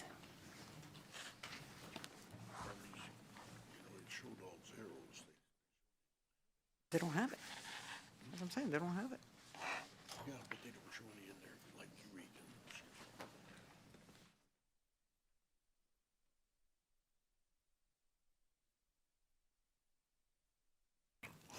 Julie Bowers, for the record. I oversee the GATE program in the Office of Inclusive Education. And part of the reason is, again, that shortage of teachers that are available to meet the criteria and the qualifications to teach the gifted and talented programs within the schools. And so while the students may be identified in the schools as gifted and talented, they don't meet the requirements for the funding, but they may still be receiving services within the schools. Okay, thank you, and I'll talk to you more about that later. I have a quick couple other questions to move on here. You list on the charter schools certain funding on page 28 and 29. I'm wondering that way to funding, and we know a lot of charter schools or many schools are online. They don't have brick and mortar schools. Is there any consideration to that when you break down the funding for charter schools? Superintendent Ebert, for the record, the distance education, the schools that are 100% at a distance are funded just with the base, which is different than those charter schools that are face-to-face. It's bricks and mortar. And the Yes. next question, I just met with Douglas County school superintendent yesterday and his team, and one of the concerns about special education teachers, which is obviously there's a dearth of those, is part of it is that occupational licensure concern and issue that, and they mentioned to me that they have a special education teacher perhaps for the 6th grade, but they can't teach a special education class for pre-K or teach because there's that certificate and there's this really convoluted licensure process. And I'm wondering if that's being looked at. We want competent teachers, obviously, but sometimes there's a hurdles in that licensure to get that certificate or whatever you call that to be able to teach different areas in special ed. It's a huge umbrella. And I'm wondering if you're looking at perhaps either looking at universal, nationwide licensure and some of those things, certificates. And I'm just wondering about removing some of those hurdles. Superintendent Ebert, for the record, yes, we've taken the opportunity at this moment in time to look across all of the licensing areas and what are required. Our COPS Commission on Professional Standards also is looking at those. So I'll make sure I touch base with Superintendent and specifically to what he was asking about. Great, thank you. Thank you for the questions. And again, thank you for what you're doing. Assemblywoman Hodeggy. Thank you, Chair. And I just have a quick question. It's outside of the presentation that you gave us this morning, but I know there's going to be a big emphasis on teacher safety, classroom violence, and so I was curious about a bill that we passed back in 2017, Assembly Bill 127, that our majority leader had carried. One of the sections in there required the Department of Education to use block grants, federal block grants when available, to place social workers and mental health workers in schools when those needs were identified. And I wanted to see how successful you guys have been in implementing that, and then if some of that programming maybe can be used for classroom violence, teacher safety. Thank you for the question. We have used not only those funds, but also the ARP ESSER funds approved by this legislative body as well to enhance school psychologists, counselors, all of those pieces. What I will tell you, though, as addressed in many of the areas, is finding those staff have been difficult. And so Director McGill has worked very collaboratively with all the school districts in making sure that they're aware of the different ways to still provide services and support to our students, to our educators, to the whole system, beyond those specific job descriptions. So we've needed to be flexible because of the shortage, employment issues, be flexible to make sure that those services are still provided. Do you know follow-up, Chair, specifically how many schools you've been able to place maybe mental health workers and social workers using those block grants? How many schools and students have been impacted by that? Superintendent Ebert, for the record, we will need to provide that to you. We do have that information, but not off the top of our head. Okay, thank you. Thank you, Chair. Thank you. Assemblyman Haven. Thank you, Madam Chair. And I know some of my colleagues have used the word passionate. I think the chair used frustrated, and I'm going to echo the chair's term frustrated, and not necessarily with you, but I think that I speak for all of us when I say that we all have the same goal here. We want to improve our education system. And then we have lots of numbers thrown out from public comment, different reports that have been sent to us, our superintendents, and none of them seem to match. But then we get this presentation, and that's where I want to thank you, because you're shining light on where the numbers are coming from, whether it's our superintendents saying they're receiving $8,000, which happens to be the base funding formula, funding, or the actual numbers, which are around $11,000 for, looks like, fiscal year '24. To me, that's frustrating because I'm being told we're only doing 8, but then the numbers that I've always seen has been, the 11,000. So I want to thank you for bringing all of the data and being as transparent as you can.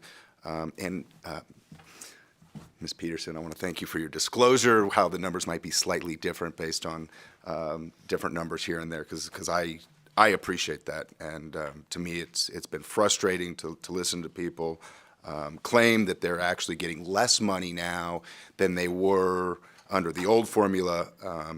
And so that'll be my first question, is that could you just confirm again that nobody is receiving less money than they were before? And I didn't write, I think it was slide 34 where it shows that.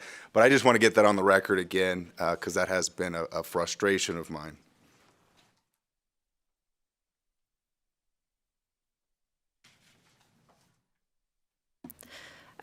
Thank you, Assemblyman Haven. Megan Peterson for the record. For the record, we do have 3 school districts who are still being funded through what's known as the fiscal year 20 baseline. And so they are not receiving necessarily less money than they have previously, but they have not received an amount enough to move them to funding through the People-Centered Funding Plan. And so those 3 school districts are Esmeralda, Eureka, and Story.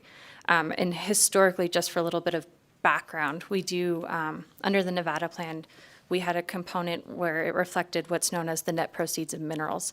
And for those districts who are rich with net proceeds of minerals because they are gifted with mining operations, they were able to raise a significant amount of money compared to other districts who didn't have that revenue source. And so because of that, it's taking a little bit longer, but they are not necessarily receiving less money as a result. Thank you. And the reason that I ask is I'm going to get into the teachers' wages, and I will have a question on that. But I have heard from a superintendent that their teachers are making less money because the legislator has cut their funding, which what I'm hearing right now is completely inaccurate. And to me, that's frustrating to have a superintendent sit there and tell the public and go to newspapers and say that when that is completely not true. And so I was just hoping that maybe that the portion of your report that talks about the wages, that maybe you could provide us with a copy that shows, by school district, what the average wages are, so we can go back to our constituents and say, no, this information that's been provided to you is false, and here are the facts, and here are the numbers. And then just one more thing on the cost of living. Actually, Madam Chair, I'll leave it at that. I think I've asked too many questions. But if you could just provide us and follow up with the average wages out of your report, because I'm sure I could access the report, but I'm sure it's very in-depth and detailed, and I just really want the wages of the teachers, because I think that's where my passion is, and it is coming out of, as the chair stated, frustration with comments that have been coming from all different sources. So thank you. Thank you. Assemblywoman Kasama. Thank you, Chair. See how long my voice holds up here. So, one, thank you to all the teachers. Thank you to all the individuals in the State Department of Education. I know everybody is working really hard. You have a lot of questions, and some of my questions are not directed at anybody individually, but probably just the large process to help me understand. And so I'm looking at actually slide 4 where we talk about the goals. And these are all great goals, but help me understand, I believe in one of the National School Commission reports, please correct me, I think we're still, what, 50 or 49 as far as proficiency? What was the latest report? What did we come out at? Superintendent Ebert, for the record, it depends on which report you're looking at. Okay. And so many reports, as mentioned earlier, the funding is at the very bottom across the United States. And so the funds reflected on those reports are Fs for the state of Nevada. And proficiency, how? With our proficiency rate, most recently with the NAEP scores that came out, I'll just hit two areas, reading and math, 4th and 8th grade. Our 8th grade readers actually held their own, so did not increase during the pandemic and did not decrease. But in our 4th grade. I'm sorry, when you say held their own, what level or what proficiency percentage? They're at the national average. Which is? For, I do not have that number off the top of my head. I will provide that for you. Our 4th grade readers, as well as our 4th grade math and 8th grade math, are well below proficiency. Mm-hmm. So, and I know it's a challenge, and I know we're all working on it, and the per pupil funding program was a step in trying to move in the right direction. And so it seems to me, all these goals are good, but it seems to me for the State Department of Education, shouldn't we set a bar for the goal that our students are at X proficiency at grade level so that we are the umbrella organization from the state, that it passes down to the districts, the local school boards. This is an expectation for our state. And I know we're below 50% in some of these areas. And I would like to see that we stretch. I mean, I'd like to see it with 75%, but can we do 60%? Where can we start and send a message from the state? And I think that's missing in our goals because these are all very good, but where is our minimum bar that we'll find is unacceptable as a state? And that's the message we send to all of our school districts and help them to achieve that. So that would be one thing I would request that is looked at. And then because this is a new process, and I know there was an old way, I too, I guess, just want to get clear in my mind that when I have constituents writing me saying, my teacher salary is too low, and can you fix it at the state level? And so now with this large funding pot, the education funding pot, and that is distributed out to the school districts, would it be correct that I were to say now, please go to your local school board, your local, county board, to look for that and how they are distributing it from their pot of money that they've received? Is that correct? Superintendent Ebert, for the record, so all of the school districts do have negotiated agreements with their employees, and that's where that work transpires. Mm-hmm. So I would direct my constituents, go to your local school district, your local boards, regarding your teacher salaries Their now. contracts, With the correct. current funding. Okay, thank you for that clarification. Thank you, Chair. Thank you. And we only have 2 more questions for you. Assemblyman Watts. Thank you very much, Madam Chair. I guess just building on some of the things that have been brought up by some of my other colleagues in relation to the weights and the continued progress towards equity. I know that things have been changing rapidly with the funding formula. And I think it will just be helpful as we move forward through the session and through evaluating the budget to get some of those details in partnership with the school districts. I know one of the major items that we have discussed and had some concerns about was the transition into weights and away from some of the categorical funding. and that CCSD had provided some initial estimates and modeling on what the net impact to the schools would be, and as well as a commitment that during this biennium that we're approaching the end of, that those schools would not see a decrease in funding.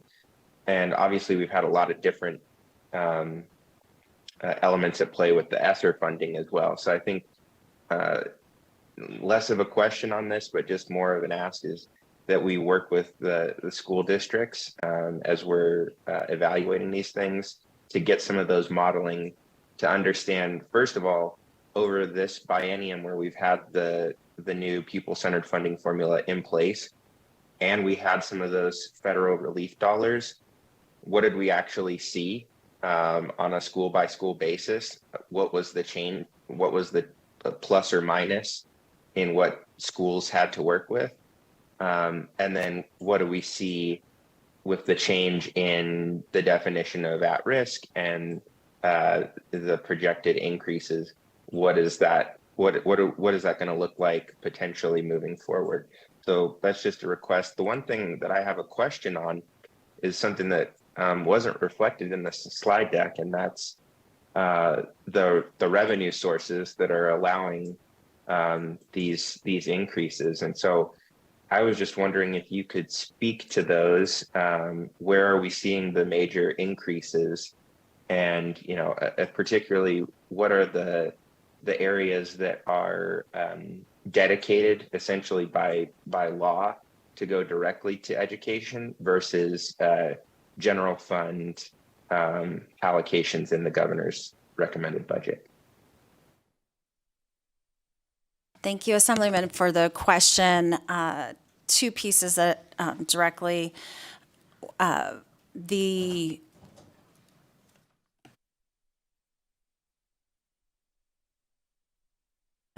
we will provide you with the report on the revenue. We have the roughly 20 sources of revenue that come into funding the formula. And so we will provide you those increases. We'll work with JFO to make sure that you have that, because obviously record amounts of funding have come in than previously. And then two, I wanted to highlight, if we have not provided everyone on this committee and the entire body, we just released our website for the $1.5 billion of the ESSER funding. And that's all three categories. And it does show exactly how the funding, the 90% of the funds went to the school districts, 10% was held at the state, but how the school districts are expending those funds down to individual line items. So that's not only for this, but actually for the entire public to see how school districts are investing in their students for their success. And so I wanted to highlight that as well. But we will provide you that information on the revenue sources. Thank you. I'd appreciate that.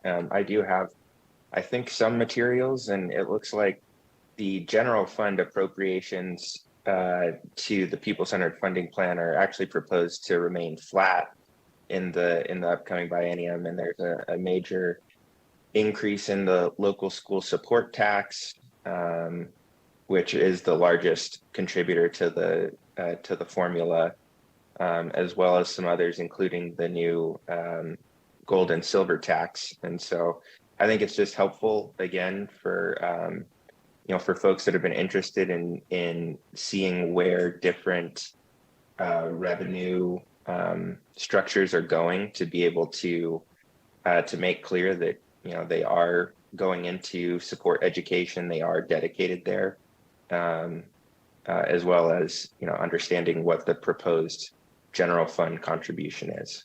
So thank you, Madam Chair. Thank you. And along those lines, on slide 18 and 19, with the question of the changes to the amount that the general fund, and that it appears to be staying and not an increase. On 18, we calculated the base with inflation and enrollment growth. And with the governor's recommendation, it would be inflation and a revenue adjustment. I'm not sure if you can answer this question, or maybe someone from GFO. With that change, although the governor has the discretion to make that change statutorily, there needs to be information that comes back to the legislature. So do you know if there will be a bill coming to address the change in how that funding will be? And that may not be a question for you. If there's someone from the governor's office that can answer that, that would be good, because NRS 387.12455 would require that. Madam Chair, I will work with GFO to get an answer for you. Thank you so much. All right, and that was the last question. As I promised you, there'll only be two more. Oh, never mind. I see you coming. Come on down.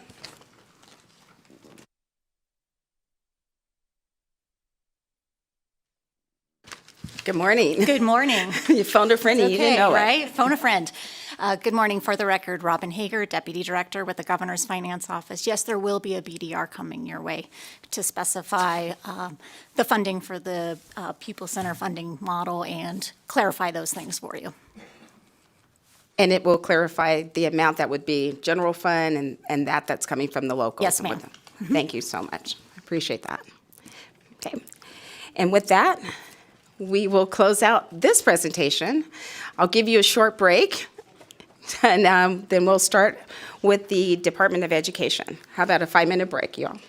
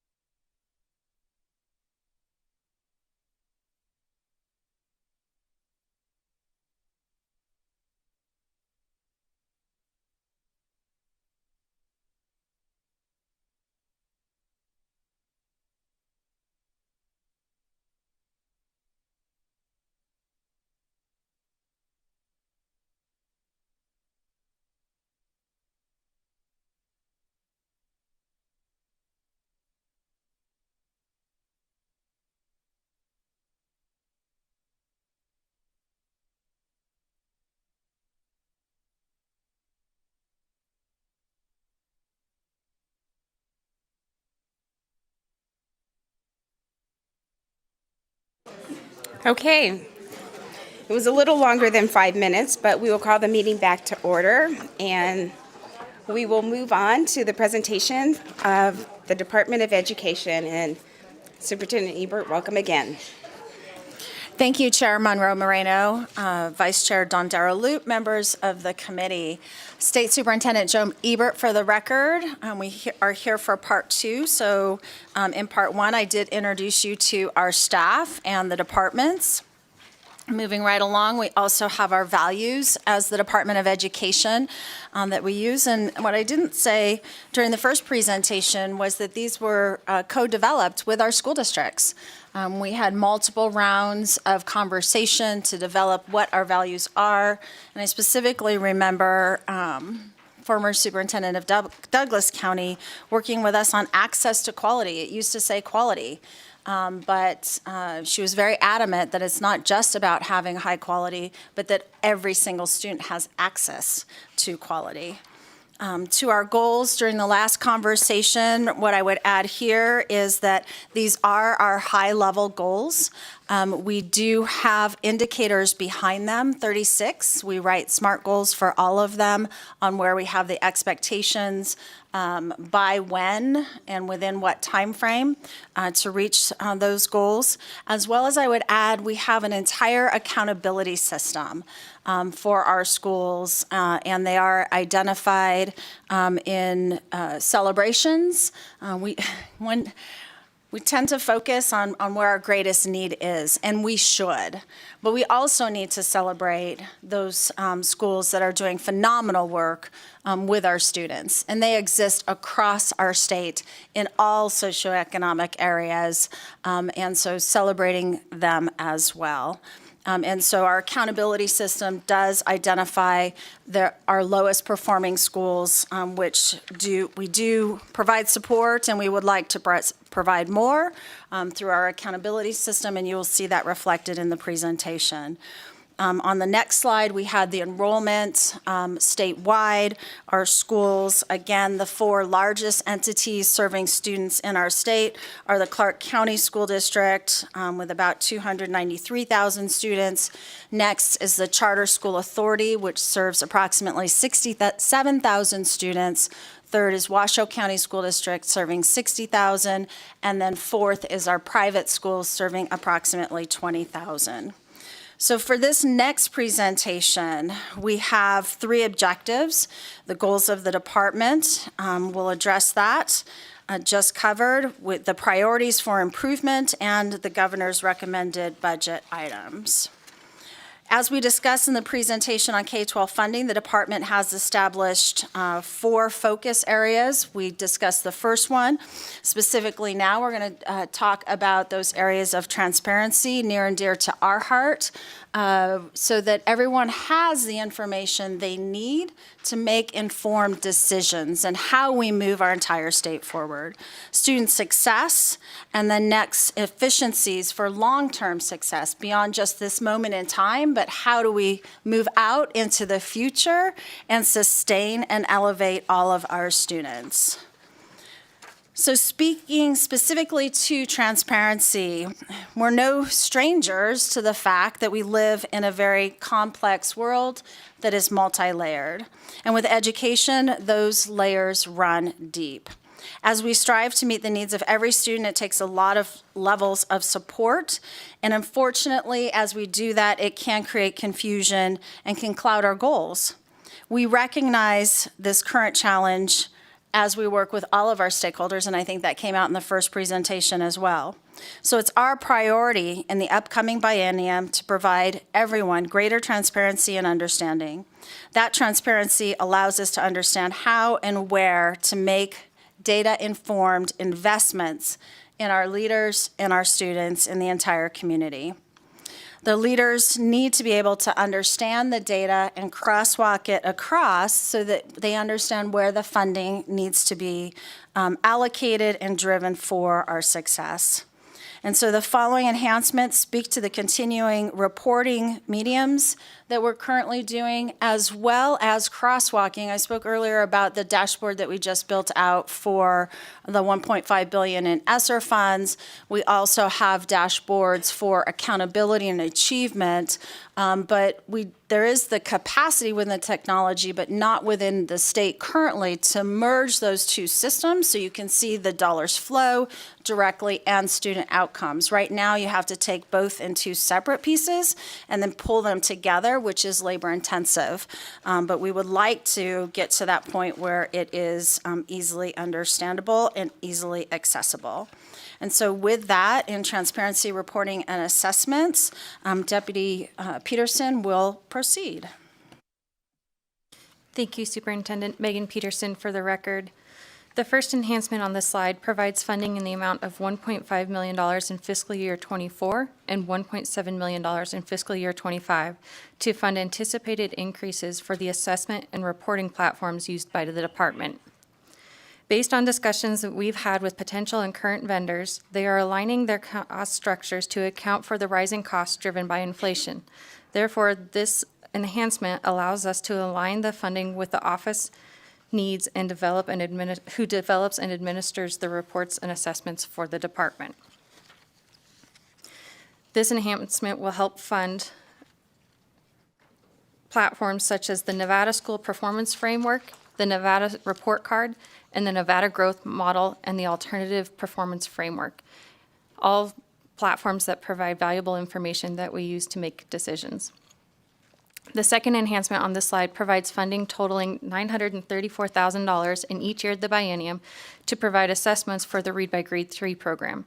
These assessments allow educators to assess the proficiency of students, which was an earlier question. Moving to the next slide, the first enhancement on this slide transfers funding of the for the data recognition contract from the budget account where it's currently administered, the Individuals with Disabilities account, to the Assessments, Data, and Accountability Management account. This transfer aligns the contract with the program that is administering the contract and provides funding for the Nevada Alternative Assessment, which assesses 1% of the most cognitively challenged students and complies with federal assessing and reporting mandates for this student population. The second enhancement on this slide transfers funding from the Legislative Council Bureau to the Department of Education to administer the EdGate contract. This contract provides financial information to the department that is used in several of the reporting mechanisms that we have.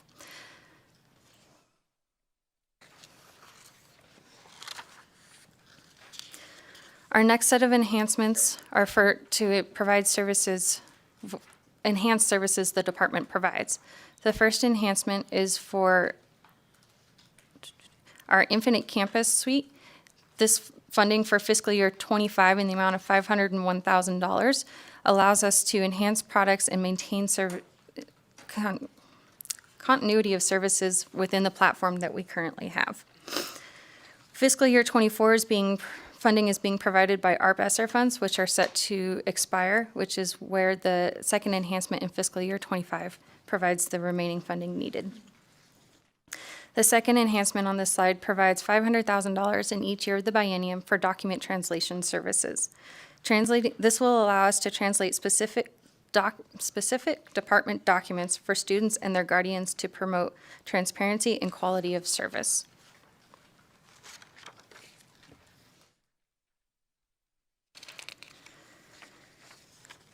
The enhancements that are identified on this slide address changes to funding sources. The first two enhancements of this slide transition 3 positions from grant funding to general funded positions.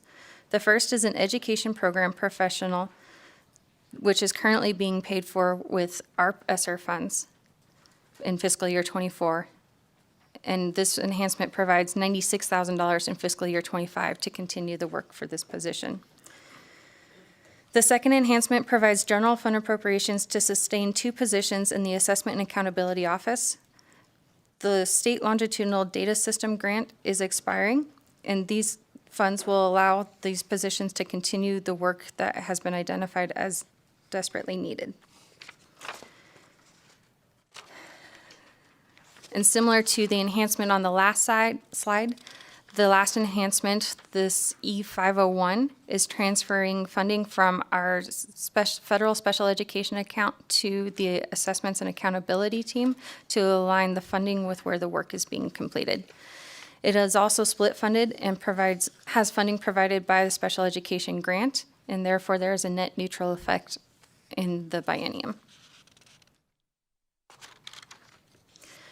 Our next set of enhancements focus on transparency in the sense that these identify enhancements for grants that are expiring and will no longer be part of the budget or work that we do, or is an association with federal grants that are expiring. The first enhancement is for ARP ESSER 3 funds that are expiring in fiscal year 25 and is reflective of the remaining funds that will not be needed once those funds expire. The second enhancement relates to the elimination of Gear 2 and ESSER 2 funds that are expiring in fiscal year 25 as well. Continuing that theme, we have 2 more grants that are expiring, and as I mentioned a few slides ago, the Longitudinal Data System grant is expiring, and so the first enhancement removes the funding associated with the expiration of that grant. The second adjustment is for the elimination of the supporting and for federal funds supporting and advancing Nevada's Dislocated Individuals Project Grant, which is also known as the Sandy Grant. Moving on to student success, we start with our earliest learners, and that is our pre-K. In the state of Nevada, we serve less than 10% of the students that are eligible to be provided those services. Nationwide, it is about 29%. So you can see there we're well behind the curve. We'll also be speaking to providing access to effective educators, our standards work, and then also safe learning environments.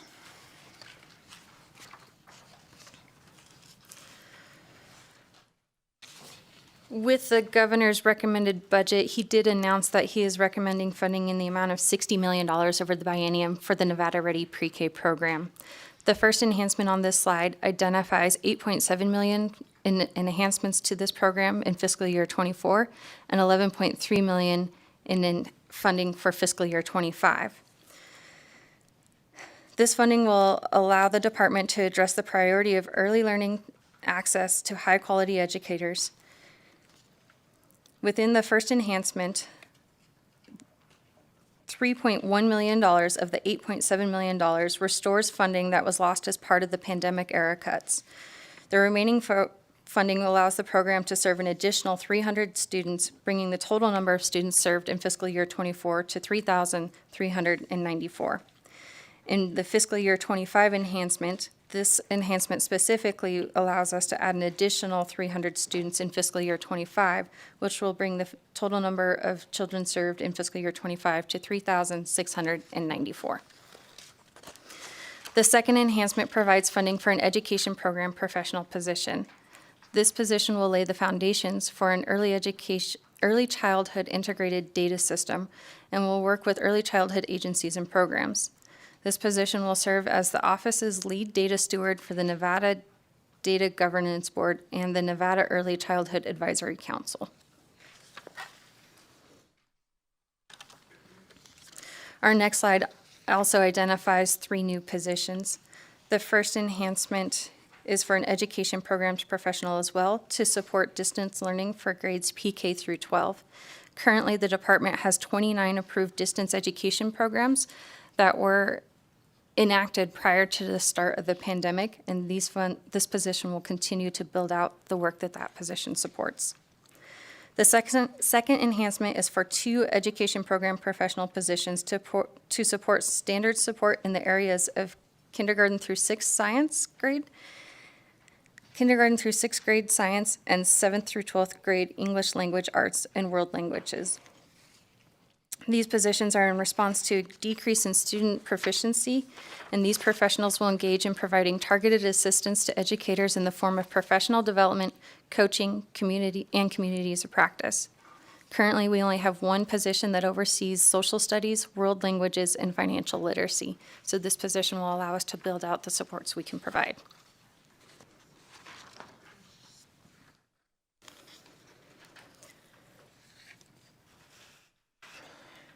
The next set of enhancements represents an additional education program professional.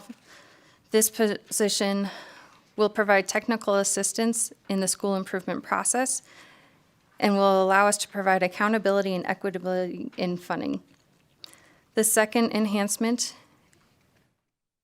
will provide funds for improving programs for Nevada's lowest performing schools via networks to support school leaders, resource sharing, and professional development.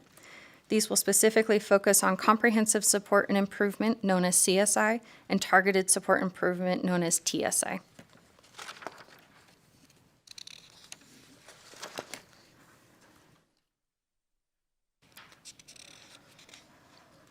The next set of enhancements, the first one provides funding in the amount of $250,000 in each year of the biennium to facilitate revisions that are required for our Nevada State Literacy Plan. According to best practices, this plan should be updated every 5 years, and these funds will allow us to continue that work. The second enhancement provides additional funding of $50,000 for each year of the biennium for the Nevada Reading Week program. The Nevada Reading Week program includes an author event and a statewide conference for Nevada's librarians and educators and restores the Nevada Reading Week conference for these identified groups to promote literacy.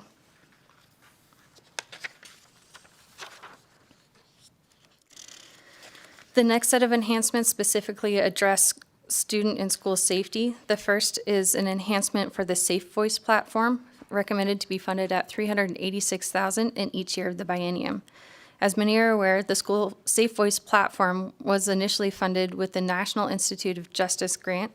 When the grant ended in the 21 legislature, the funding was transferred or was backfilled by COVID relief funds. With those funds now expiring, the general fund is being recommended to continue supporting this 24/7 tip platform for our student safety. The second enhancement provides funding for school climate surveys. These surveys provide information on teacher and student climate and school safety. This information is used for teacher retention and to improve school conditions for students and teachers. The third enhancement on this slide provides funding for an education program officer position. It is moving it from an expiring grant, the trauma recovery grant, to be general fund funded.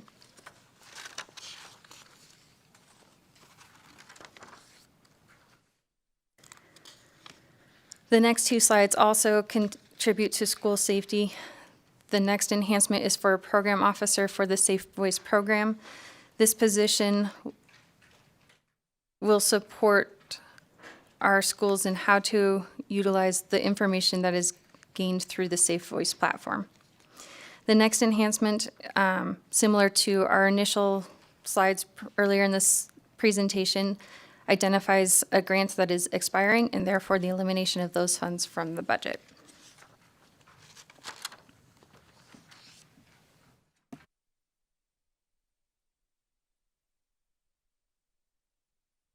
And our last area is efficiencies for long-term success.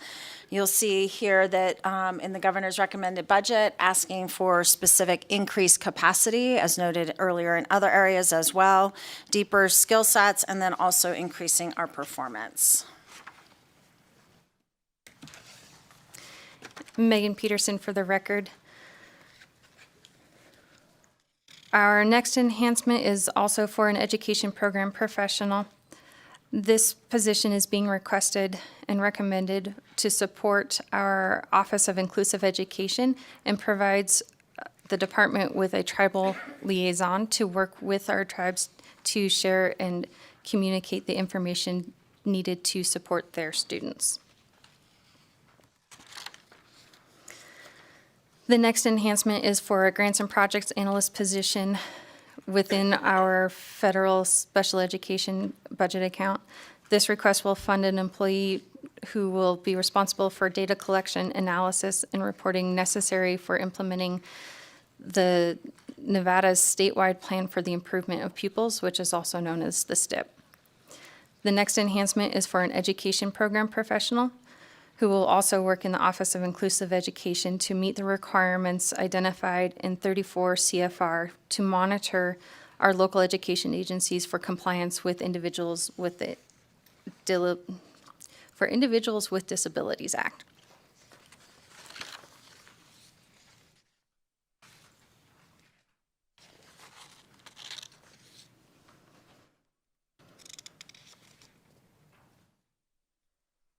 And so before we go into these next set of enhancements, I did want to give a little additional background on the need for these positions and the recommendation from the governor.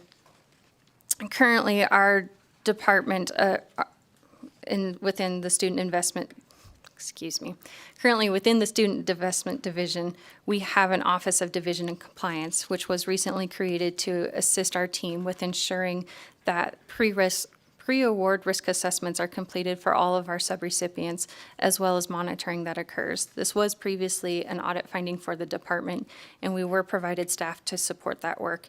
However, we have learned that we have additional work that is still needed to be done, and so these positions in this first enhancement contributes to the ongoing success of that. The first enhancement is for a request to provide professional development for the staff in that office. The recommendation is for $7,300 in each year of the biennium. Secondly, within that office, we have an accounting assistant, position 3, that we are requesting to reclassify to a program officer, as the work that they have been contributing to is outside of those class specifications, and we would like to recruit for a position that has that specific skill set to ensure our monitoring and reporting, specifically also class size reduction reports, are informed. The third position is a management analyst to assist in the workload of conducting the risk assessment and monitoring. We currently have 106 subrecipients that we monitor and 1 auditor to complete that work. So this position will allow us to build out that capacity. Moving to our next set of enhancements, these are specifically for the grants management unit in the Student Investment Division. For context, the grants management unit currently manages 1,048 subawards, 880 of which are federally funded. Averaging this out with the 6 positions we currently have, that's 174 sub-grant agreements for each grant analyst to review. Within the last 4 years, we have rehired a grants management supervisor position 3 times. And of the 6 analyst positions we have replaced all of them combined 13 times. The accounting assistant that I mentioned previously, we've also had to replace 3 times due to the increased workload and complexity of the work that we're doing. These next 3 sets of enhancements for positions work to address those shortfalls and challenges that we have managing the large number of grants we have. The first is a management analyst 3. This position will provide additional supervisory support to our grants management unit, as well as reviewing and approving subgrants through the application process. The second position is a management analyst 2, which will facilitate the implementation of our grants into our electronic grant managing system, as well as providing technical support to our department staff, both within the grants management unit and the program areas, as well as our subrecipients in the counties. The third position is a management analyst 1 to assist in reviewing pass-through subgrants. These last 3 sets of enhancements contribute to our department support office, which we have 3 accounting assistants to assist in processing the monthly reimbursement requests that we receive from our subrecipients. And so assuming that we have approximately 700 requests for reimbursements that come through monthly, in addition to the implementation of the pupil-centered funding plan, an additional 400 lines of coding that occur every month, we are requesting, and the governor recommended, an accounting assistant 3 to assist with the accounts payable unit, as well as a management analyst 1 to assist in building out our contracts unit to assist with the additional contracts that our department manages. And lastly, the request for an administrative services 2 officer to support the budgeting and fiscal responsibilities of all of these positions within that unit. And with that, we stand ready for questions. Thank you for the presentation. We have a few questions. We'll start with Assemblywoman Brown-May. Thank you, Madam Chair. Thank you for the great presentation. I do have just two brief questions, and I pride myself usually on paying very close attention. I'm going to go to slide 615, early interventions. I believe you said that we're serving 10% of the students, but 29% nationally, and so we're failing in that area for early interventions.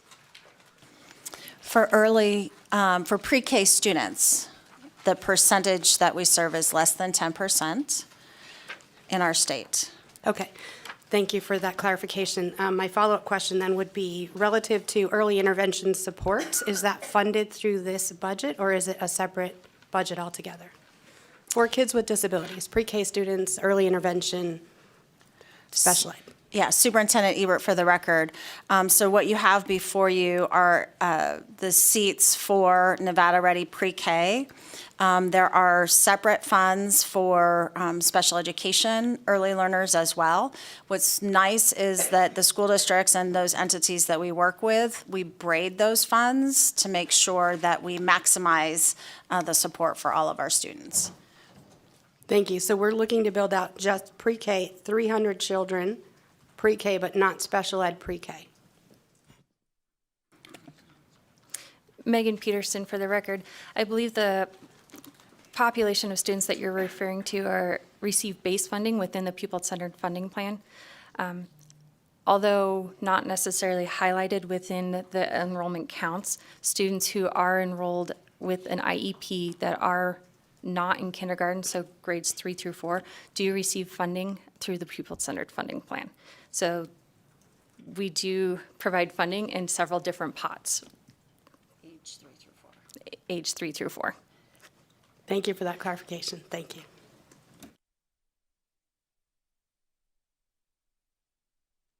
Did you have another question?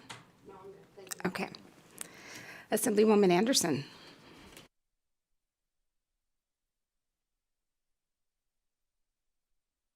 Thank you, Chair, and thank you for the presentation. I only have 2 questions this time. My first question is from slide 23. When you're talking about the education program professional to manage the process of tribal consultation, will that also include their schools and the school structure? Because I know that Duck Valley has got some issues with the current school. So I didn't know if that was something that will be discussed, or is this right now just more the providing of education, and I don't know if that's more for this committee or for another committee. So, Superintendent Ebert, for the record, so our team, about 6 of us actually drove out to Duck Valley in November and sat down with the chairman as well as the school leaders to talk about working within not only the school, but also the school district. And right now, we're lacking in that area, not only in Duck Valley, but as an entire state. And so having those processes outlined, codified, if you will, and that we have someone that can monitor and support as we move forward. We fully expect that we'll see student achievement by having the conversation and work and moving forward. thank you. And so I do have a second question, if I may, Chair. Thank you. It has to do with slide 26, as well as some of the areas that you speak about when it comes to grants. It's not any one specific budget item. It has more to do with possibly a clarification. When grants are awarded at the federal level to the state and or to an individual school district, and the state is being used as a pass-through, is the state able to keep a portion of that grant as a, I guess, oversight? Or does 100% of the grant go to the school district, to the different school districts? Megan Peterson for the record. It can vary by grant, but generally, we do look at the grant specifically, and we have a matrix established that identifies that if the grant does allow funding, how we award and determine the staffing that's needed to support that grant. Follow-up, and it's my last one, I promise. Thank you. Is that ever reported to the legislature if it is a grant that is necessary for legislative approval, or is that money simply reported to the Board of Education? Megan Peterson, can I ask a clarifying question? When you're asking if it's reported, are you asking about the budget and what's allocated to the department for the support? That is exactly it. Thank you for translating Anderson speak. That's exactly what I was looking for. You're welcome. Megan Peterson for the record. I have to go back in my memory. You caught me off guard.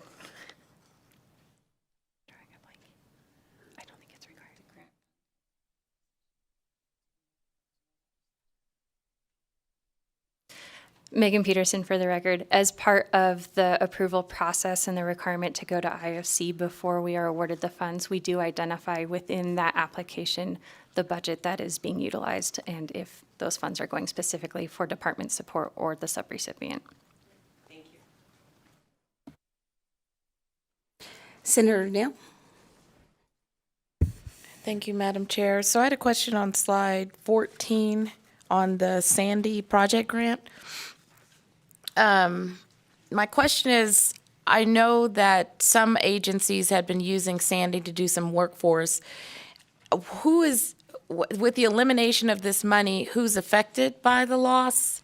And I know that, aren't you guys actually engaged in, I think there's a workforce project that you guys might have an affiliation to.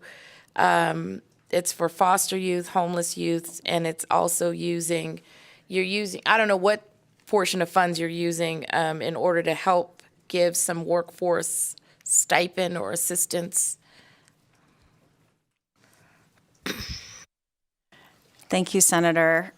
Like Interim Deputy Superintendent Craig Statuki to support that answer. Good morning. Interim Deputy Superintendent Craig Statuki for the record. The Sandy grant, the portion that came from the Department of Education was helping to provide additional services to the adult basic education programs that we already provide through the Department of Education. And so those funds were originally designated to the Governor's Office of Workforce Innovation. And so we were essentially a pass-through for those programs because it was easier for us to work with those programs because we already had agreements in place with them. To your second question, Senator, I'd have to go back and do some research on specific portions of that. That's not coming from the Department of Education, but it may be coming from Department of Goen or Dieter, but we can look into that for you. Thank you for that. And then, Madam Chair, my second question is on slide 18. And this was the decision unit 2712.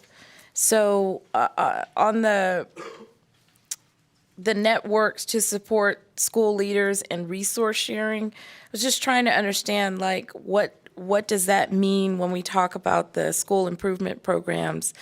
And I'm going to use an example. So you remember during when we rolled out Common Core, right? There was a mandated common training between like the master teacher and other teachers on site in order to, number one, build in new content or curriculum because not all teachers understood how to apply it. So what does this mean in terms of the network for school support leaders and the resource sharing?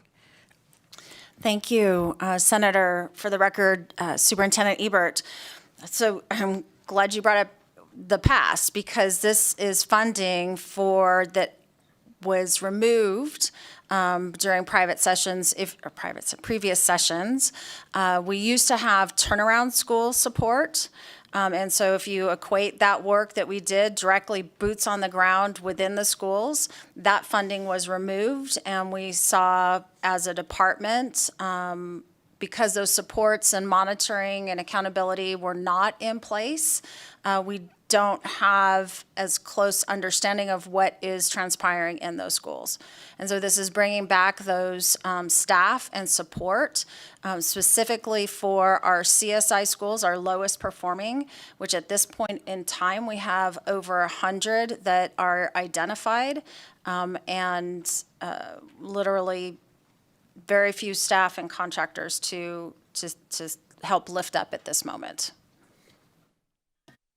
So just really quick, do you have a report for the gap of the turnaround schools that you're operating off of? So what I mean by that is you're going in because the monitoring was limited, but what reports have you received so that when you go back in, you can target and dial in for what needs to be done? Thank you for the question, Senator. Superintendent Ebert, for the record, every single school in our state does have to provide an improvement plan. We just went through the last 2 years revamping that plan. Specifically, it is more inclusive of the community. So parents are involved, the entire school community is involved, and targeted support. So we worked with West Ed to help build out the research group to help build out that next generation. And now it's not only working with those individual schools and what they have identified, but bringing in additional resources and creating that network across. Because as we've seen, and hopefully in a short period of time, the supports that we have provided those schools that are in CSI status will be removed, right? That's the whole goal, is to lift them up and get them out of that status. And so creating that network, creating the supports, the accountability, targeted and not just a blanket and treating everyone the same as what we're after. Thank you, Madam Chair. You're welcome. Assemblyman Haven.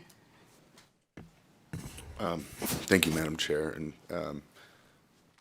I believe today is Holocaust Remembrance Day, and so I just kind of sparked my memory. Last session under AB 231, we passed some Holocaust education, and I was trying to go through the budget and just see if there was the funding for the new position for that education. But I wasn't able to locate it. Can you just confirm that that's still in the budget? Superintendent Ebert, for the record, I do not believe, but I would need to verify that we received a full FTE to do that work. Right now, we have one person that is working on that and multiple projects. So. Okay, thank you. I appreciate it. Assemblywoman Bacchus. Thank you, Madam Chair. Thank you, Department of Education, for providing your presentation today. I just had a follow-up question to my colleague from the North with respect to slide 23. I don't think we got a clear answer, and so I just wanted to make sure that was clear. With respect to the funding that's being allocated, that's for a position. And as I understand it, your meeting with probably Chair Mason was premised on infrastructure concerns, so that this line item wouldn't be addressing his concerns that were probably presented at that meeting regarding the school that's on the reservation. Superintendent Ebert, for the record, so we met on multiple pieces. This specifically, the federal government does require consultation between the school district, so in this specific instance, Elko County School District, as well as, in this instance, Chair Mason and Vice Chair. So that piece is one component, but we also did speak to infrastructure. But this would be specifically in regard to education. Chair, may I just ask a follow-up? And then also, I was really impressed with the Department of Health and Human Services yesterday when they were looking for a tribal liaison. They were looking for someone that would be going out to each of our tribal communities, colonies, reservations throughout the state. Is kind of that the same anticipation that you have here? And I apologize, I didn't look at the specific categories to make sure that this position would also include like if there's going to be a travel component to make sure that person could travel throughout the state. Superintendent Ebert, for the record, thank you for the question. Absolutely. Members, any other questions? Assemblyman O'Neill. Thank you, Madam Chair. Going to slide 8, transparency. I've got one question. There's 3 parts to it probably. When you talk about the accountability, data-informed decisions, outcomes, understanding, has the department ever done a study or contracted for a study why within the same school district, one school will outperform another school within that same district and area, elementary, junior high, high school, and along with this, why one school district in Nevada will outperform another school district. And then the third part of that question is, have we looked at why there are states that actually will have less funding per student but outperform Nevada so much? Thank you, Assemblyman, for the question. Superintendent Ebert, for the record. So we do have our accountability system in place, which does identify the school's performance, as noted earlier, CSI schools, comprehensive support improvement, TSI targeted. And so when you look at targeted schools, there may be a specific student population that needs additional support to be able to lift up their performance. Interesting that you asked that last piece of the question about funding. So there are only 2 states that outperform their funding. Nevada is actually one state that outperforms their funding and metrics, F in funding, but C in performance. The only other state in our nation that has low funding and higher performance is Florida. So we're one of 2 states that has that unique twist to how we're doing well in relative to the funding that we receive. If I may, have then the districts been audited, inspected to make sure that the money that we're providing then, that you've identified that need additional support, support, is being administered properly and it's really going to where it's supposed to go? Thank you, Assemblyman O'Neill, for that question, which I really appreciate. I think sometimes people get confused on the types of audits that can transpire. And so all of our school districts have financial audits that they report. You hear about CAFRs and all of those pieces. There's no dollars being spent inappropriately. The other type of audit, which we at the department do not have the resources to conduct, maybe at this point in time, I'll say, or hiring a contractor, are operational efficiency studies. I've been in a school district where that has transpired, so it's not about, is the federal dollar being used for its intended purpose, but it's how those dollars are being used. So some school districts, I would need to check with our current superintendents if they've had an operational efficiency study at this point in time, but I have participated personally as a school district staff member in that in the past. That's what I'm looking for, and I appreciate the time. Thank you, Chair. Thank you. And seeing no other questions from our committee, I will thank you both for the both presentations, and thank you for joining us. And I look forward to continued conversations as we move along this legislative session. Thank you, Madam Chair. Have a great day. So members, that brings us to the fifth item on our agenda and final presentation. It will be the Nevada System of Higher Education, and I believe our acting chancellor is in the room with his team to do the presenting, and you're welcome to join us at the table.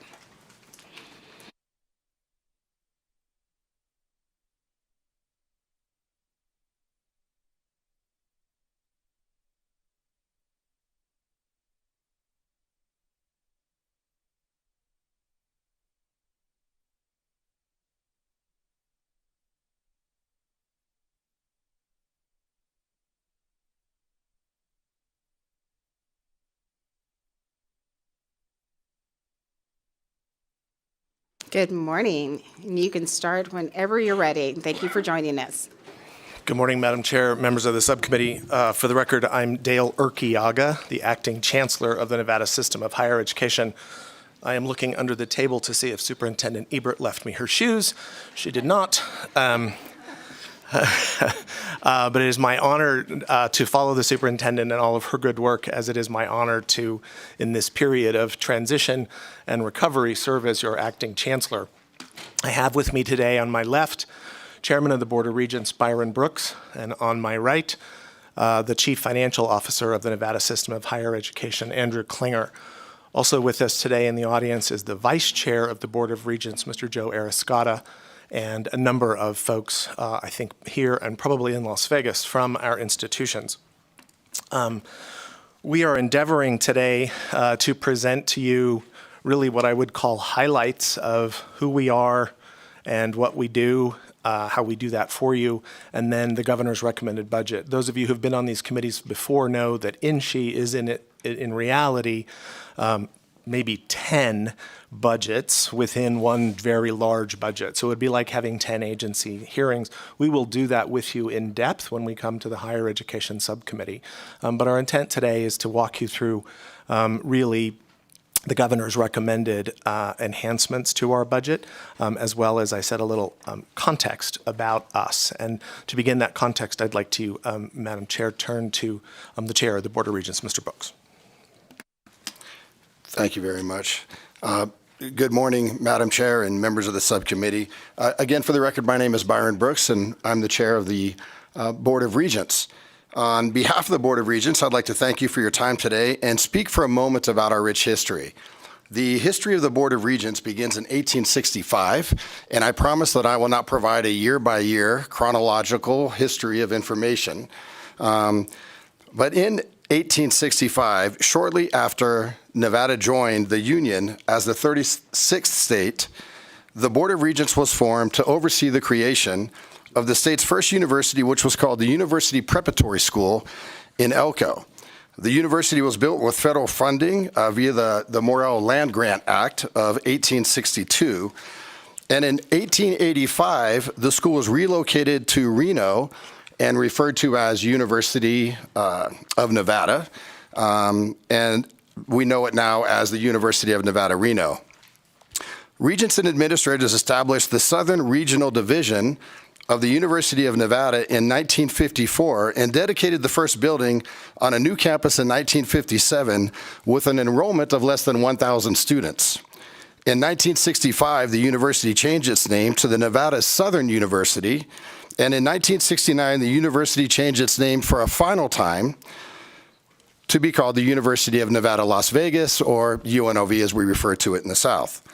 In 1959, the Nevada Legislature passed a Nevada Revised Statute in order for UNLV to create a division of the campus that would be designated specifically for research. So a small group of scientists, academic leaders, and entrepreneurs created what is now known as the Desert Research Institute. In 1991, the Board of Regents voted to call the system of higher education the University and Community College System of Nevada to incorporate the fast-growing community college population. And by 2002, the Board of Regents voted to rename the system to reflect and recognize the changing landscape of higher education brought on by new campuses. Thus, the Nevada System of Higher Education was born.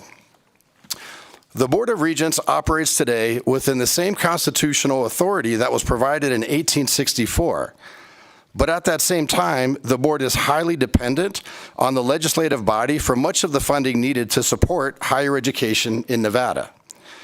The Board of Regents operates in compliance with open meeting law, and if you've ever watched a Board of Regents meeting, I would offer that it could sometimes appear a little chaotic.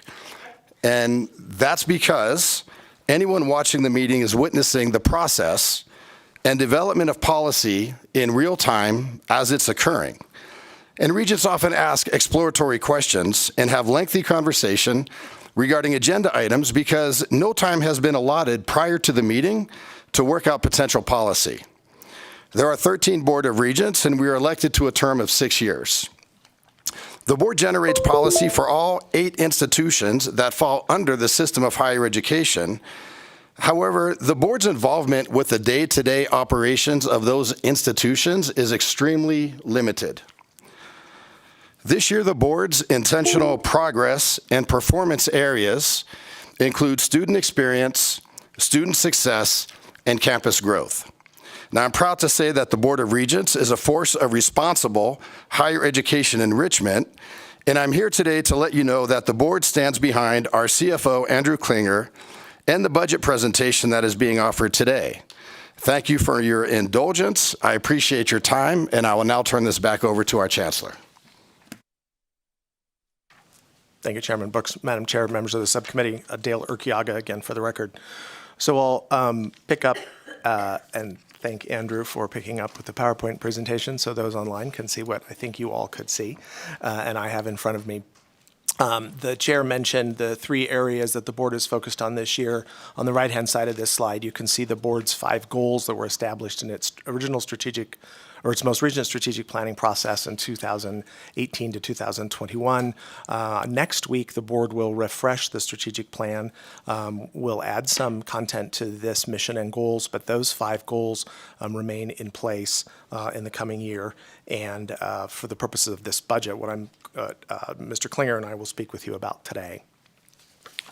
So the chair mentioned that when we started, we had about 1,000 students. Today, there's almost 105,000 students in the INSHE family. And I would echo what the chair has laid out for you, that since 1874, we have been in the business of changing lives. We do that not just through the conferring of certificates and diplomas or awards to our own students, but in the communities which we serve. If you think about the recent pandemic and the public health crisis, those were many of our graduates on the front line. Much of our research is in play in Nevada when we experience wildfire seasons, for example. And on the happier side of the way we all live our lives in our communities, if you think about your entertainment, folks who have our fine arts degrees often provide that. And so if you think about the spectrum of certificates and degrees conferred by the 8 institutions of INSHE, I'd ask you to think about these 105,000 lives currently in our stewardship as really catalysts across the many hundreds of thousands, more than 3 million, I think, maybe now, Nevadans who live alongside us. So that has been our business, as the chair has said, from the very beginning. This slide will show you where our students attend. Not surprisingly, our largest institutions are in the South, and we range from a 30,000 student institution to 3,300. So we are a very diverse system. When you think about the 4 community colleges, the State College, the 2 R1 or research universities, and the Desert Research Institute. A little bit about our students. People think of college or university and they think a certain way. They think of full-time students in the age 18 to 24 grade band who are attending full-time. That's not really what our student bodies look like. Which you can't see on this slide, about 1/3 of our students are outside the 18 to 25 age band. Some are baby boomers like me. Some are high school students who are enrolled in dual credit programs. But as you see across the community colleges and the state colleges in particular, we have a high propensity of part-time students. The difference in our university, college, and community college population has changed over time. If you think about our access mission, if you remember back to that one slide that had access as our first goal, I think the system, long prior to my arrival there in July, has worked very hard to be more representative of the population. And so you can see on this slide at the point at which students of color crossed with white students. And so today we are what we used to call, when I was in the Clark County School District, a majority-minority serving institution, which is always sort of an oxymoron and a mouthful for me. We have more students of color than we have white students. And in our definition of this term minorities here, it includes Hispanic ethnicity. We roll them all together. And so as someone who has spent my entire life in the state of Nevada and has watched the state's demography change, I find this to be good evidence that the system is looking more and more like the people whom we serve. Let me talk a little bit about our employees. There are between 14,000 and 15,000 regular employees associated with the system. They range across our institutions, as you can see here. And they range from PhDs to classified employees who are in the administrative series. They are administrative office professionals. We have folks who work outside all day and folks who work inside all day. So it is a diverse workforce. I will say, to the credit of the board, one of the areas that they have approved tentatively and will finally, I think, approve next week is for us to do more work on our own racial and ethnic makeup. Today we lean heavily white, people who look like me. I have a last name that is originally from Spain, but my family has lived here for 100 years. I wouldn't count as an ethnic minority anymore. And so most folks look like me in our system, and I think the board deserves credit for asking us to begin to set goals about leadership roles such as mine, faculty roles, and staff roles that are more representative of the diverse student population that you've seen. If you look at this slide, I think it's particularly interesting how our employees are distributed across the 8 institutions. On the left-hand side of that slide, you'll see that our community colleges are heavily reliant on part-time and letter of appointment staff. Part of that is the nimbleness of what they do. They offer skills certificates based on industry. Part of that is also the way they're funded. They're funded differently from the universities. Universities gain more credit for full-time equivalencies. There are more students who attend full-time at university than those part-time students that I showed you. And so part of this is a function of money, and part of this is a function of being responsive. What you see, though, across all of that red area is a trend you're seeing nationally. Budget pressures in higher education are causing higher education institutions to turn increasingly away from full-time tenured faculty positions to part-time and LOA positions. I was myself a part-time instructor at the University of Nevada, Las Vegas College of Education during the pandemic. It's how I stayed sane.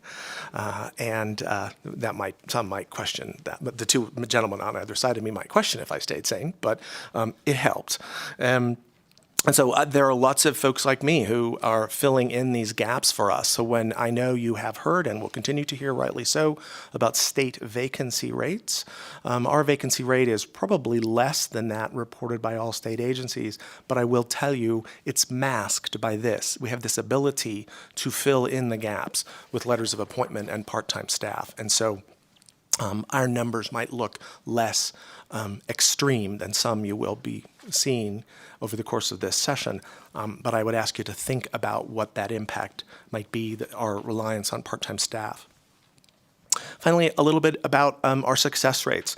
Between 20 and 21,000 awards are conferred in the system these days. And you can see here on this chart sort of how that falls. We are relied upon for skill certificates and certificate of achievements. They're essentially the same thing. It's based on our taxonomy of how many credits or hours one takes. But those are really workforce development programs. And you can see a dip here. And that dip is because of the pandemic. So many of the data points you'll see this session, including ours, are about that. Unusually, if you think back to our enrollment slide, we hit our peak in 2010 when the nation was in the midst of the Great Recession. Typically in a recession, one goes back to school if one is unemployed. That did not happen in the pandemic recession. Folks stayed at home or entered gig work or did something different. And so our numbers take this dip there. And you see that here, I think, in the skill certificates. I think as the workforce recovers and businesses turn to us for more needs, that number is going to go up. But I'm very proud to say that the number of awards conferred continues to increase each year, as does our graduation rate across the institutions. And then lastly, I think as evidence that we are, thanks to the work of the board and the 8 institutional presidents who lean into this work very hard, we've managed to make this line cross as well so that we are increasing the percentage of awards conferred to people of color. It's one thing to bring them into the institution. It's something else if we're not helping them persist or we're saddling them with debt. And so I'm pleased by this trend, and I know that the institutions can and will speak with you more over the course of these meetings about that work. So with that sort of context about who we are and whom we serve, I'm going to turn to the Chief Financial Officer, and he will give you a quick snapshot of where our money comes from and how we spend it, and then he'll walk you through the governor's recommended budget. Thank you, Madam Chair, members of the committee. Thank you, Chancellor. Chair, members of the committee. For the record, Andrew Klinger, Chief Financial Officer. And before I jump into the governor's executive budget, wanted to sort of pull back and give the committee sort of an overall view of the system's finances.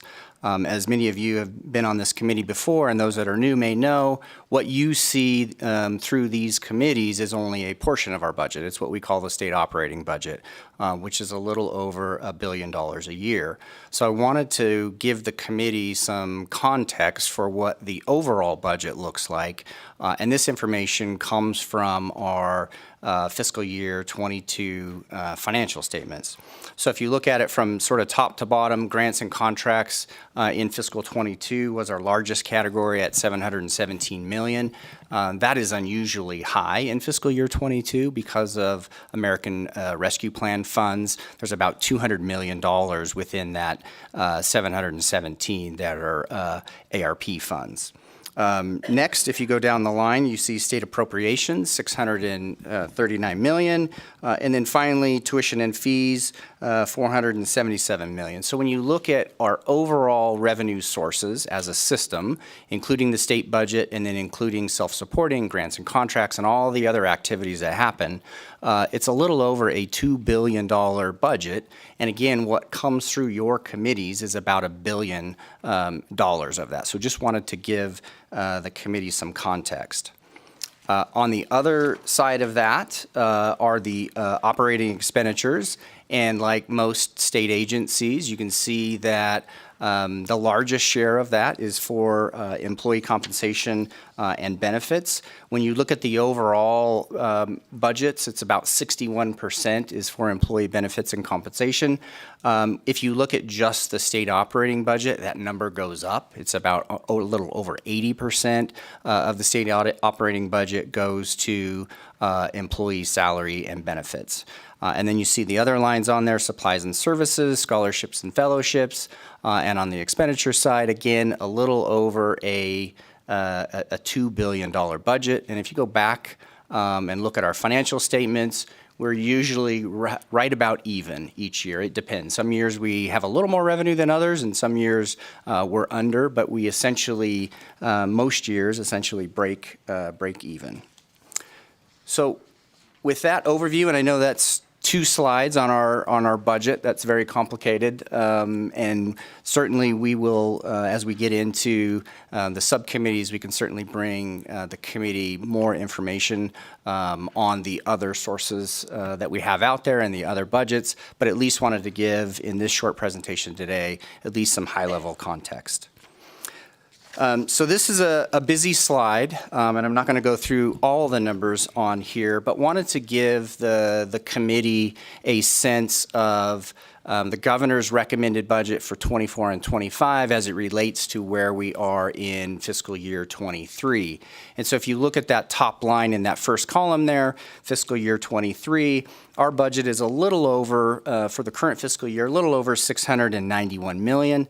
Now that does include, I am counting in that about $46.6 million in American Rescue Plan Act funds that the legislature allocated to us 2 years ago. And then when you compare that, if you go down really to the bottom green and you look at the first percentage there, if you look at fiscal 24 as it relates to the current fiscal year, it's about a 7.3% increase. And then if you look at 25 relative to 24, that's 0.9%, it's essentially flat. What I would point out on this in fiscal 23 is that does include not only the ARP funds, but it also includes budget reductions. So the next slide that I'll show you is very similar, but what I did here is really wanted to sort of go back and compare our budget to pre-pandemic levels. So this would be before any budget reductions. So using the FY21 legislatively approved budget before any reductions, you can see that our appropriations were a little over $707 million for that fiscal year.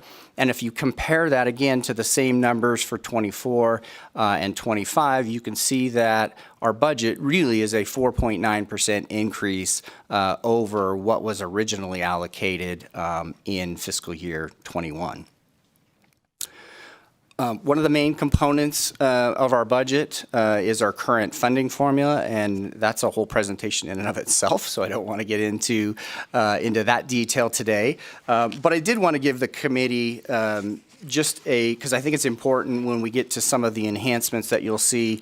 One of the components of our funding formula is what we call the caseload growth. And this is a little bit different than traditional caseload growth that you might see in DHHS, where you're actually projecting how many clients you might have. In our case, it's actually a look back. So the way it works is we're looking at what we call, if you look at that first column there, the fiscal year 2022 weighted student credit hours. So we take the credit hours of course completions by our students, we assign weights to the various courses, and that gives you what we call weighted student credit hours.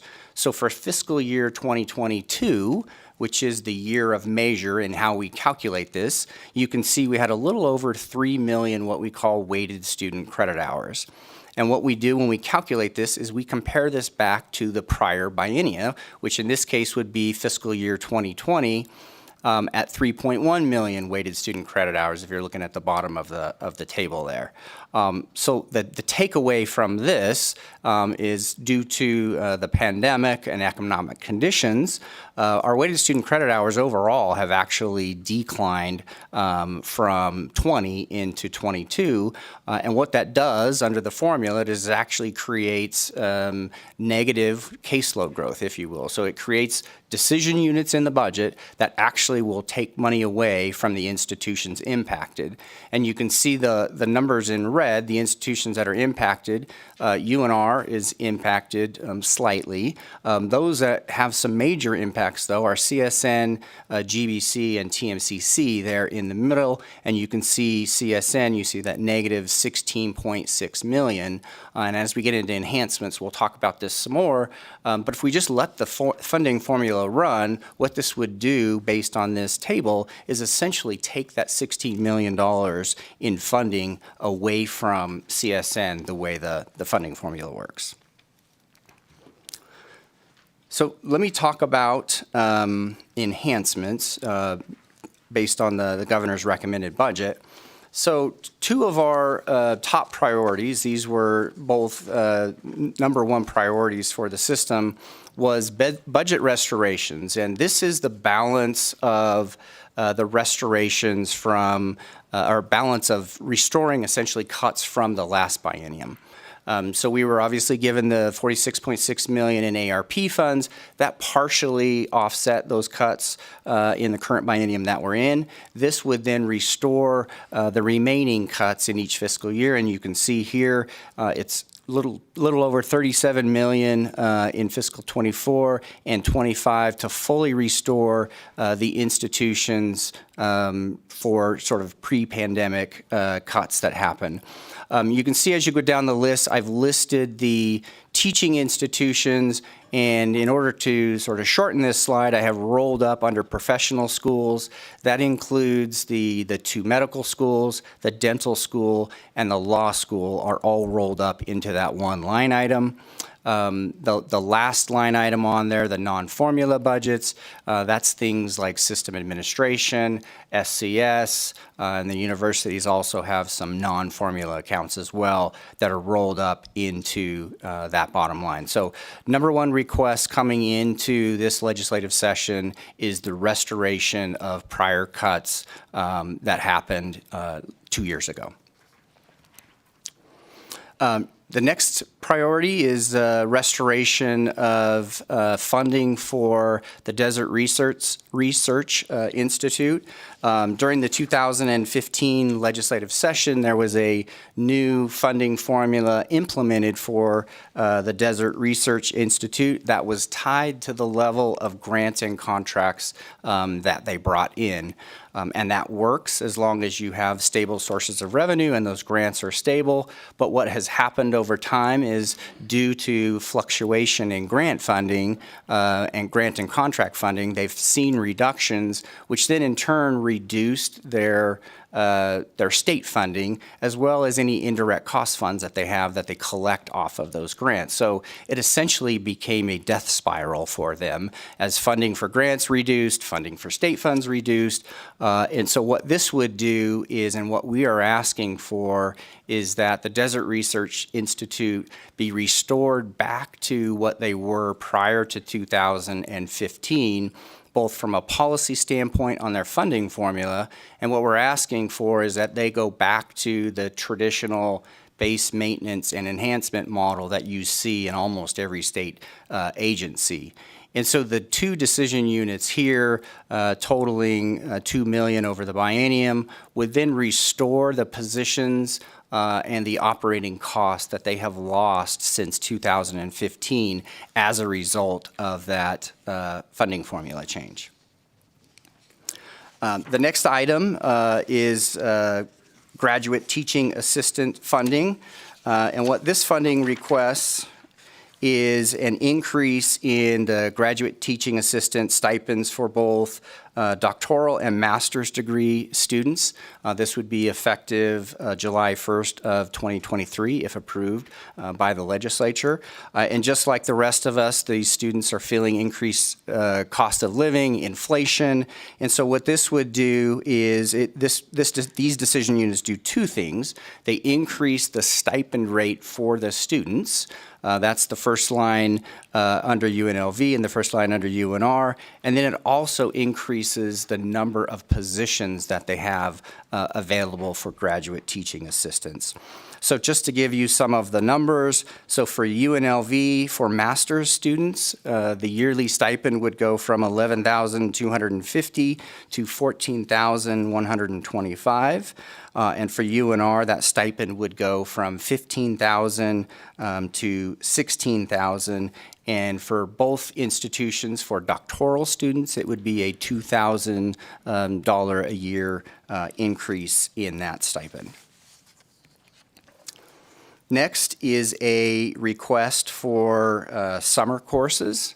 Currently, the only summer credits that we receive state funding for are for nursing or prerequisites to nursing, and that was done approximately 20 years ago, and really it was done to recognize at the time the nursing shortage and increasing that pipeline. What we are asking for in this request is a similar request to what was done 20 years ago for nursing, and recognizing the teacher shortage that we have. And what this would do is would allow us to have year-round cohorts. It would allow us to graduate teachers faster, and it would also allow for teachers to get additional credits during the summer as well. And so this is based on last summer's weighted student credit hours at each institution. So if this is implemented, and if the current funding formula, for example, stayed in effect, we would count these weighted student credit hours in the future, just like we do other weighted student credit hours in the fall and in the spring. The next item is what we would call an enrollment recovery. This is actually a one-shot. So it's in the list of one-shots.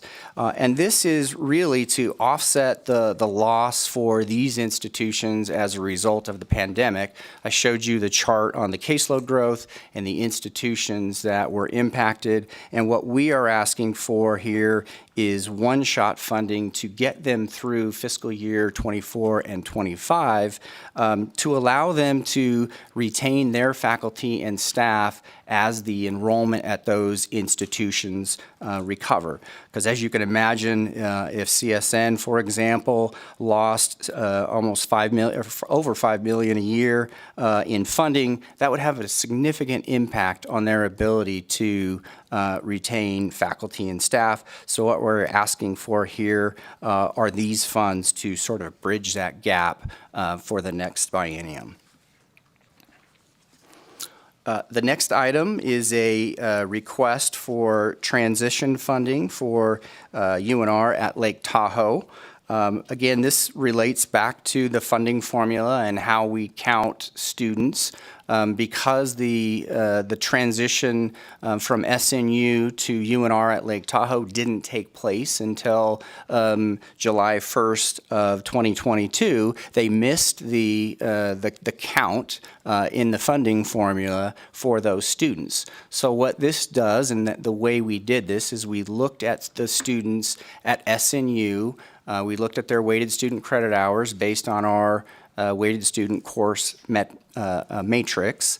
We then looked at the students that actually enrolled in the fall at UNR. So in other words, SNU students that continued on in the fall. And what we did is we calculated the weighted student credit hour impact for those students, and we have added this in. Because the formula looks backwards, you wouldn't otherwise capture these students in the funding formula. So this attempts to do that, but I would argue it does it in a very conservative way because what we've done is made sure these students were in fact enrolled in the fall at UNR. We don't typically do that with the weighted student credit hours when we're looking at it just generally in the funding formula.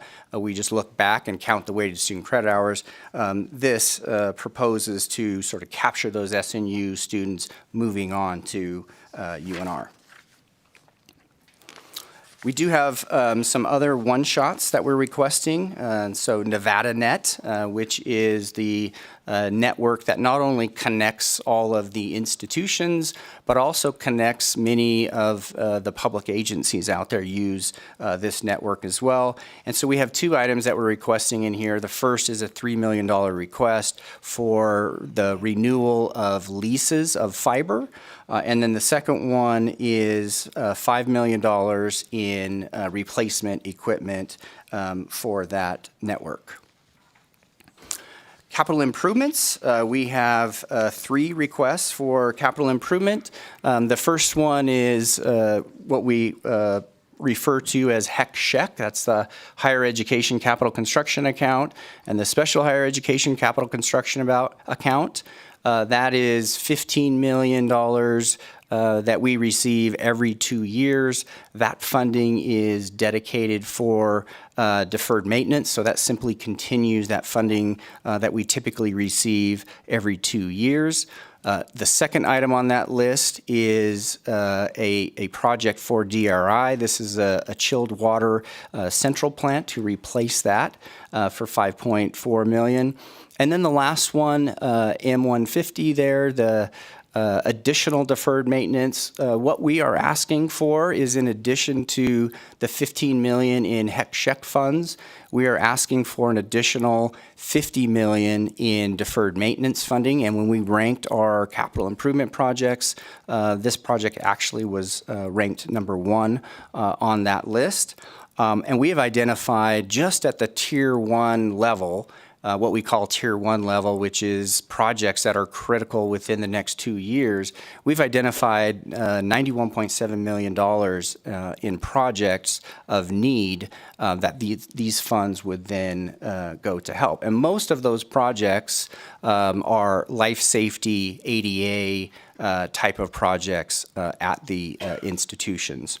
And what we would do with the $50 million is similar to what we do with the HEC-SHEC funding, is it would get allocated to the institutions based on each institution's share of the total gross square footage across the system for buildings that are greater than 5 years old. Just wanted to touch on a couple of the state-funded scholarship programs. Only one of these is actually in our budget, but it's important. These programs are obviously important to us, and so I wanted to recognize the other. The first is the Silver State Opportunity Grant. There's $5 million a year in the base budget. That is an account that's actually within the Nevada system of higher education. The Nevada Promise program has a one-shot for $6 million. That's actually a program that is housed in the Treasurer's office. And then the last one, the Millennium, the Governor Gwynn Millennium Scholarship one-shot for $75 million. Again, not housed in NSHE, housed at the Treasurer's office, but again, an important program for NSHE. The next slide is, and again, this is a decision unit that is not within our budget, but wanted to recognize it because it is important to us. And that is $12 million a year that is in the GOED budget for workforce and economic development funds. And so these are for startup and support costs for workforce and economic development programs at the community college. And so that $12 million a year. Now the institutions under the statute, there is a process that they have to go through to obtain these funds. And since these funds are going into the WIN fund, the institutions would have to follow that process that's outlined under statute. Next is funding for the UNLV School of Medicine. This is for increases in operating costs. It also will provide the medical school with increased faculty and staffing, and this is to prepare as they revise their accreditation to move from 60 students to 90 students. This funding would help them achieve that. This funding it's actually a one-shot, and it's not in our budget. This is funding that the governor had recommending putting into an account in the governor's finance office. And then lastly, and I will actually turn it back to the chancellor. Thank you, Mr. Klinger. For the record, Dale Urquiaga. So members of the subcommittee, that's a lot really fast, but I would represent to you that those requests are all things that came through the Board of Regents. Our presidents presented budget priorities to the board first in May and June.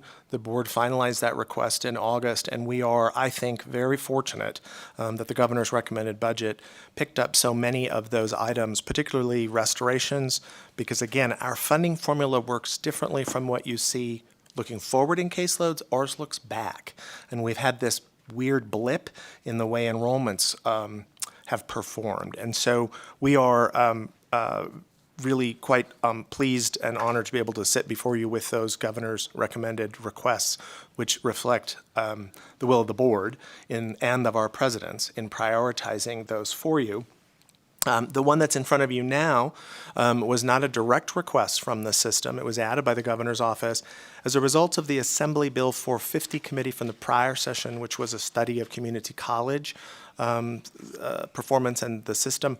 The board sent a letter requesting a funding formula study to this body and to the governor, and we are fortunate for a couple of reasons. I think that the governor picked up this request and has added this line item. I will recognize it's a large dollar figure, and let me explain a little bit about why I think that dollar figure is what it is in my preliminary conversations with the governor's office this week as we have come to know about this. Part of this is about the funding formula. Mr. Klinger indicated to you how it works. It rewards weighted student credit hours. Fun fact, I was on the original study committee when I was, 4 jobs ago in the governor's office looking at the NSHE funding formula in those days. That era was about performance and accountability. And so the funding formula was wired that way. It is about degree type and institution type in terms of particularly rewarding things like research. In the last 10 years, as I have said, the board and the institutions have rightly leaned into an access goal and a success goal and a goal about achievement gaps, or as we prefer to call them today, institutional performance gap, so that it's on us and not on our students. That is different behavior than is reflected in the current funding formula. In addition, our student population, as I have represented to you in my earlier slides, is tremendously more diverse, more first-gen college goers, more students who come from some measure of poverty. Our measures are not as easy as those in the K-12 world. I'll tell you, it was frustrating for me when I arrived that I can't get my hand on those numbers in the same way. But our population of students is vastly different than it was when this funding formula was created. And so what we believe, and the governor's office agreed, and we hope you will too, the next iteration of this funding formula should, yes, look at performance and credit hours, but it should also consider institution type, particularly for community colleges, as I have represented to you. Community colleges don't fare in the same way as a university does under the current formula, and the current formula allows nothing for what you heard in the prior hours from the superintendent about pupil-centered or weights or categoricals. We have none of that. And so our student supports are funded out of either student fees, which seems unfair if we are serving an increasingly poor student population and we are assessing them fees to serve themselves. And so what I hope as we work with you in the governor's office is that the funding formula side of this study would look at student type as well as institution type as well as performance. The governor also added, I think, rightly so, you heard him allude to this in the State of the State on Monday night, I think substantial funding here to look at what was discussed in the prior speaker, as from the gentleman from Carson City's question about operations or management, particularly of our self-supporting accounts. So I will name the thing that is in the room that is no doubt going to be one of your first questions. The Nevada System of Higher Education just received the results of 3 legislative performance audits. One of those is about our self-supporting accounts and how those monies are retained. Those of you who are on the audit subcommittee know these audits well. And so we have received an audit about self-supporting accounts, capital improvement accounts, as well as our foundations. And I will say that I received 33 recommendations from your legislative audit staff. I accepted them all.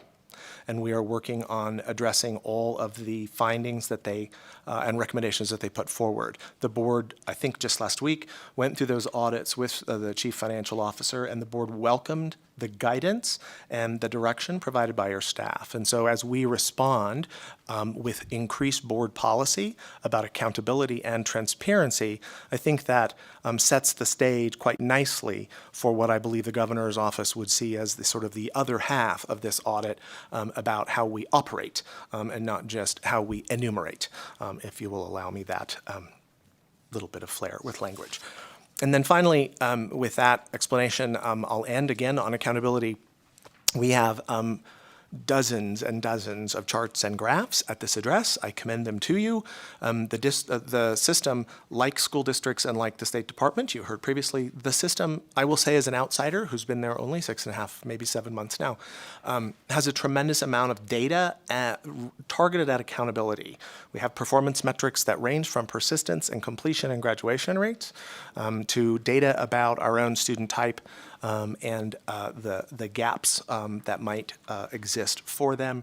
And that ranges across dual enrollment programs to the degree programs. So I would say, and again, I would say to you as someone who's been in a number of jobs in the state government, the system does use accountability metrics, I think, remarkably well. Our institutions are all compared to peer and aspirational institutions, and there is a built-in accountability system. Clearly, we can always improve. We see that in the audits, and we recognize it, and we accept it.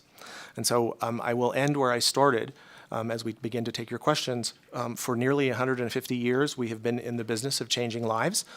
We hope, with your help, to continue to do that and to get better at it. We have left holes in our system during the pandemic and have not helped as many direct students or related communities through catalysm as I think we ought.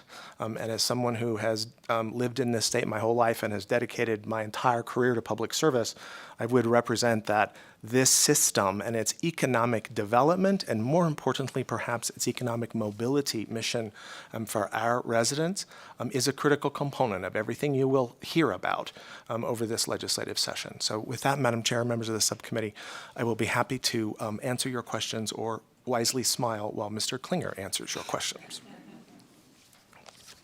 Thank you so much for the presentation, gentlemen. Our first question will come from Assemblywoman Anderson. Thank you, and thank you for the presentation. It's nice to see all of you.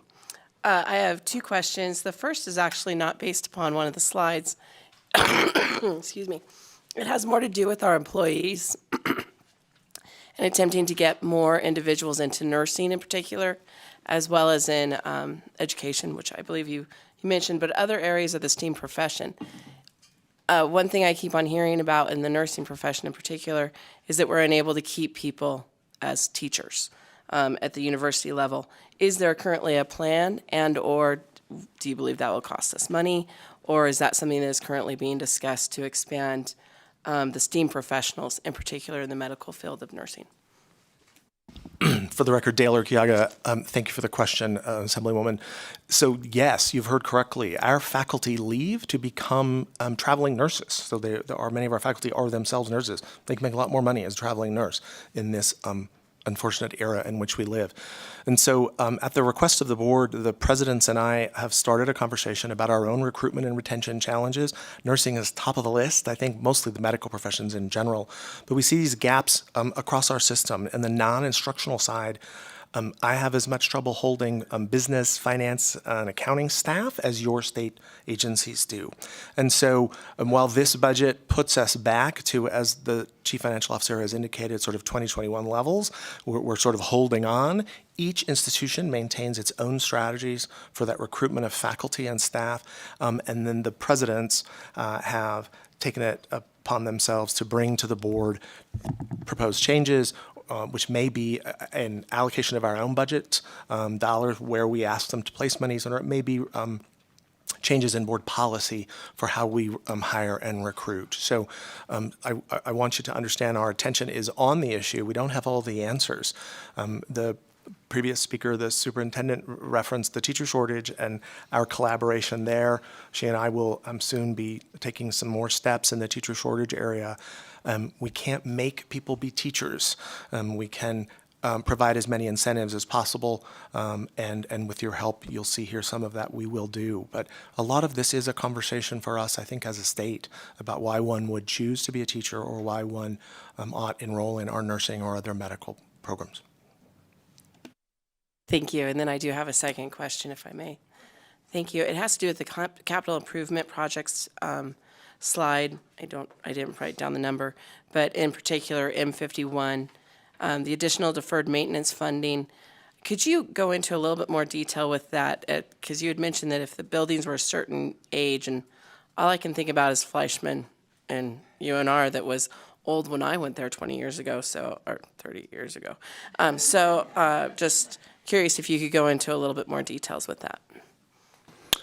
Sure. For the record, Chief Financial Officer Andrew Klinger. And when I was talking about the allocation of funding, it was really just talking about how we would sort of divide the money up between the institutions. And so what we do, the way we do it currently with, for example, the HECSHEC money, is we take the number of maintainable square feet that an institution has, and then we compare that to the total.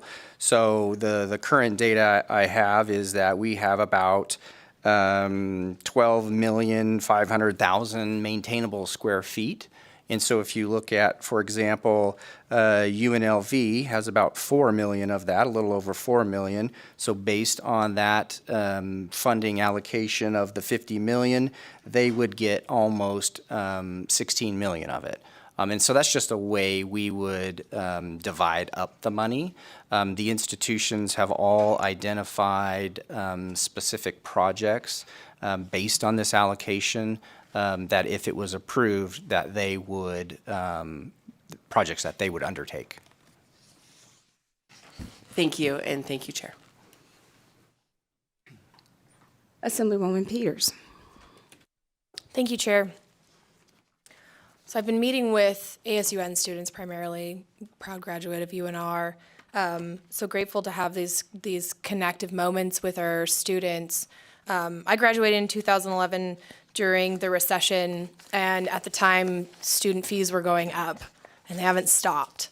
And in the conversations I'm having with students, talking about what can we do at the state to assist our student population and wanting to stay in our institutions, there are really two big factors: the increasing fees, the hidden fees, the tacked on fees, and the housing issues. In this budget, we don't talk a lot about fee structure or transparency of how fees are used in our institutions. We aren't talking about how that's helping support housing issues at our institutions.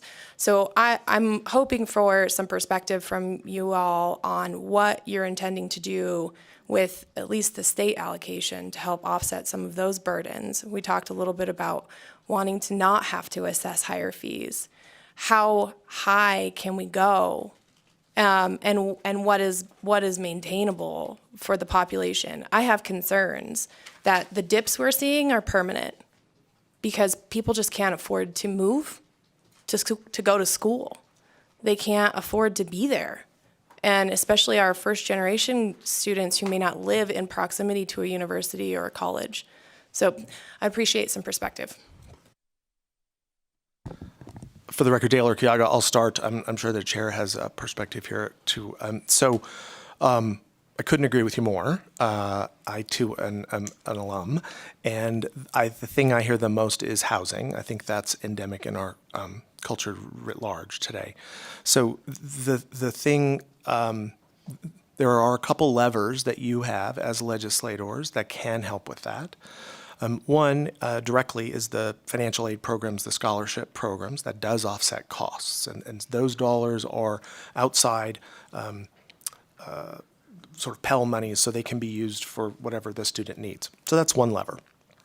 That sounds like a request for more money. I apologize for that. And the second one is, again, will be a request for more money. And so I apologize for that.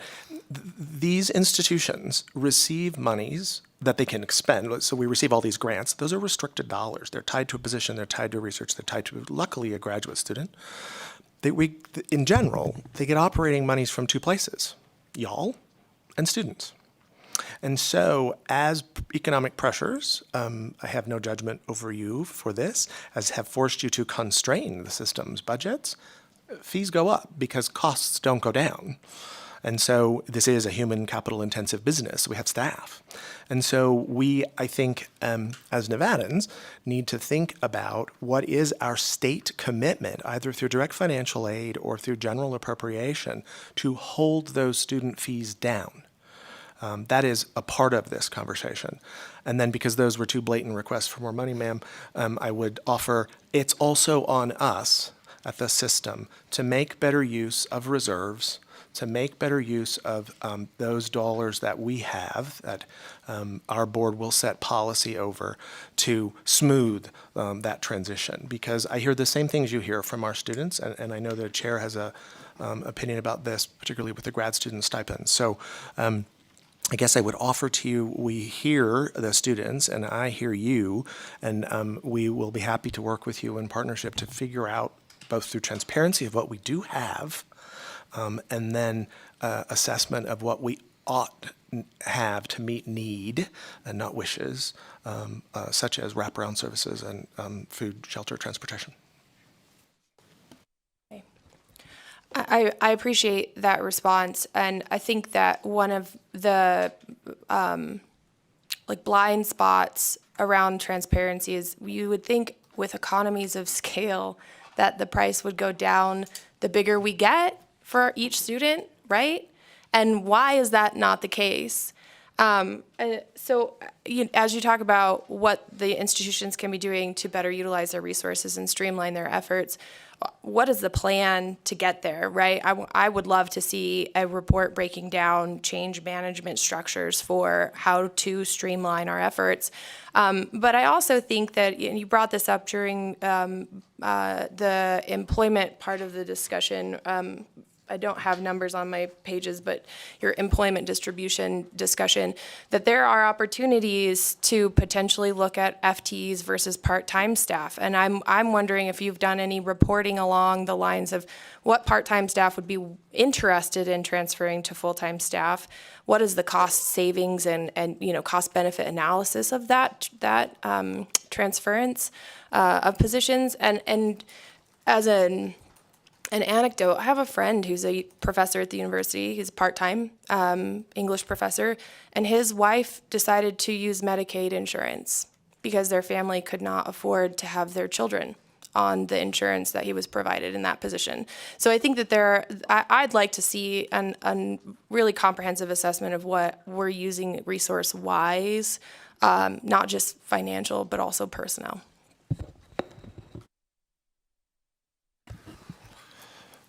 For the record, Byron Brooks, everything that you just outlined to us is something that we face an awful lot as a board when we are at the institutions and listening to students. And while you were speaking, the one thing that stayed in my mind for quite some time is a meeting that we had that you and I hosted, where the line of graduate students from the microphone to the back of the room and around other chairs was it was filled with those students who are really having a difficult time with finances in terms of the graduate student stipends.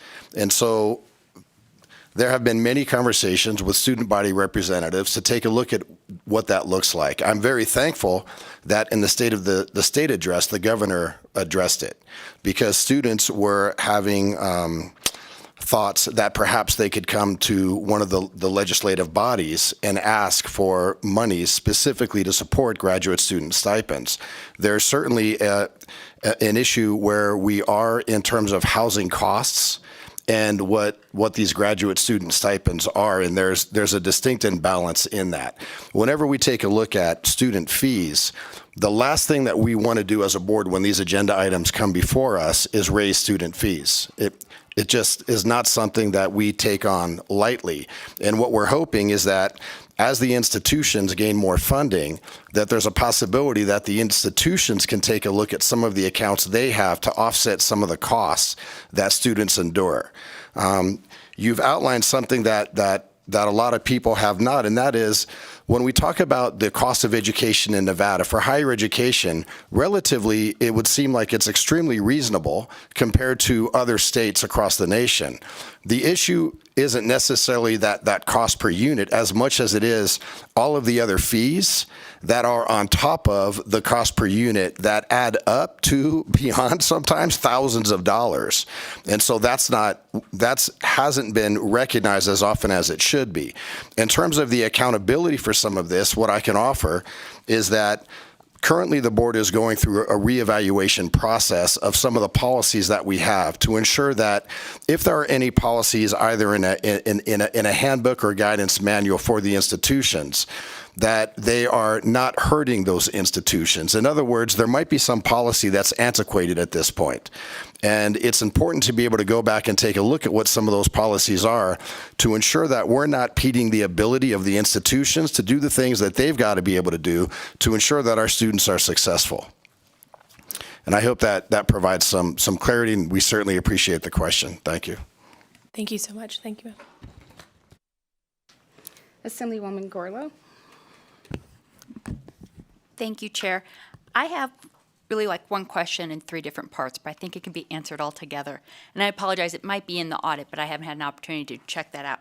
But going to slide, I think it was 13, of the all sources of revenue, could you elaborate a little bit of what I would find in the other category, and where might I find the endowments, and what kind of projects do those fund?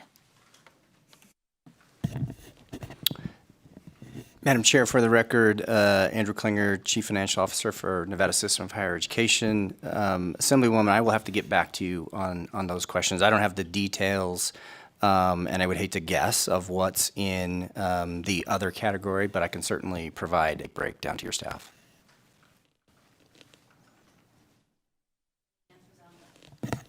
Sorry. And On I'm the sorry, en- what's the second question? The endowments? The endowment funds, what kind of projects would those be funding? And are they listed in the all revenue slide? So the foundations, what they typically, so they rely on obviously gifts and donations, and then they invest those funds. And so when you look at each institution has their own foundation, and typically, but it depends on the donor agreements, typically what those funds are used for is student support. So their financial aid essentially for students is primarily what they use that for. Thank you. We'll probably need to talk a little bit more about that. Madam Chair, if I might, for the record, Dale Urquiaga, in December, the board received reports from each endowment, and that delineates, I think, some of the information that you're looking for. So we'll be happy to provide those to your staff.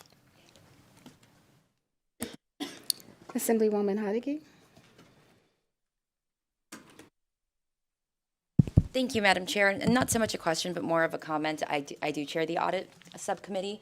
And so since you brought it up, I do want to point some things out because I know it was in the governor's recommended budget that we restore some of the cuts that we made during our special session. But I know you guys were great partners and willingly worked with us and were willing to, there was $50 million that you guys were going to use from self-supporting accounts to help with budget cuts. And after reading the audit, I'm just going to share some of the highlights from the audit, but some of the findings were that minimal system-wide oversight and variations in internal control systems and operations at NSHE contributed to inappropriate and questionable financial activity. In addition, state funds were not reverted to the state as required by law after they were used. And they also found that self-supporting programs had a significant amount of idle funds relative to total uses. These programs had about $200 million in reserves at the end of the fiscal year, 2021, and that was from your self-supporting accounts. So again, more of a comment. It sits uneasy with me that we would restore the $50 million from your self-supporting accounts when all of this is happening and all of those reserves exist. So just a comment, Madam Chair. Thank you. Thank you. Senator Neal. Thank you, Madam Chair. I had one question, but technically I have two. So I have a question on the study that you have in your slide for $5 million. And I guess what I'm trying to figure out is in 2019, the NSHE system or the regents decided they were going to review current strategies in order to close the achievement gap. So, and they had an end goal of 2025. So how does that 2019 discussion fit into this study, right? I mean, no reason to reinvent the wheel. We should be tacking on information to move ourselves forward.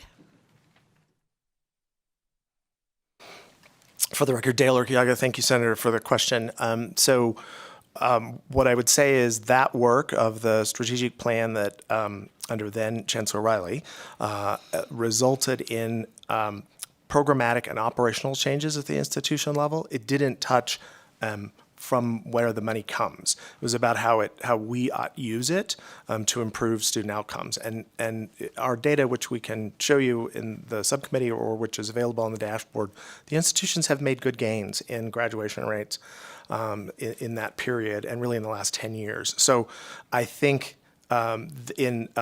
when Chancellor Rose was here, the board began another strategic planning process to sort of review where we were under Chancellor Riley. We have finished that process.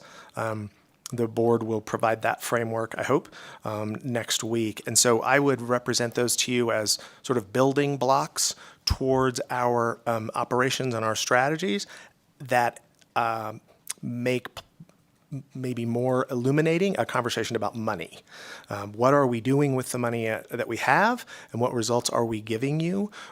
I share the previous speaker's concern about our enrollment. This might be the way it is now, right? And so the board chair has asked that our next special meeting in April look at enrollment trends and that we forecast against those trends our current use of these dollars. So the way I look at this always is we kind of stitch these various initiatives together.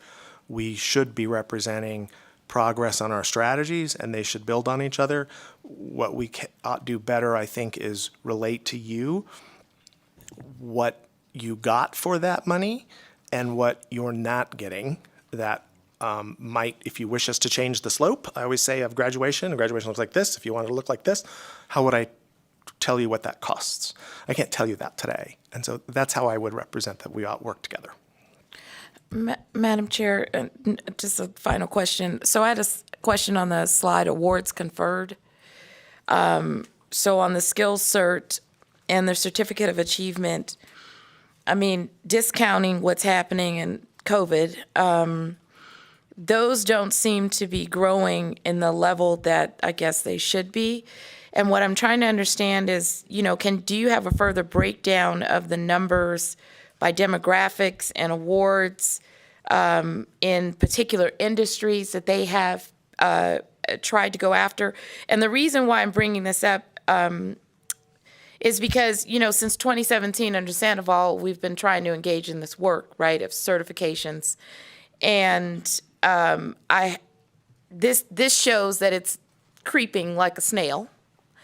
And then on top of that, I'm wondering what the cost is associated with these dislocated workers, because what we know for a fact is that the workforce dollars do not necessarily pay for all of those students who are trying to get these certifications. And I know at UNLV, one of the cybersecurity certifications, it's at continuing education, is $16,000. And you have to come up with $4,500 up front. That's a lot of money for someone to have to come out of pocket. And the intro course is like $180.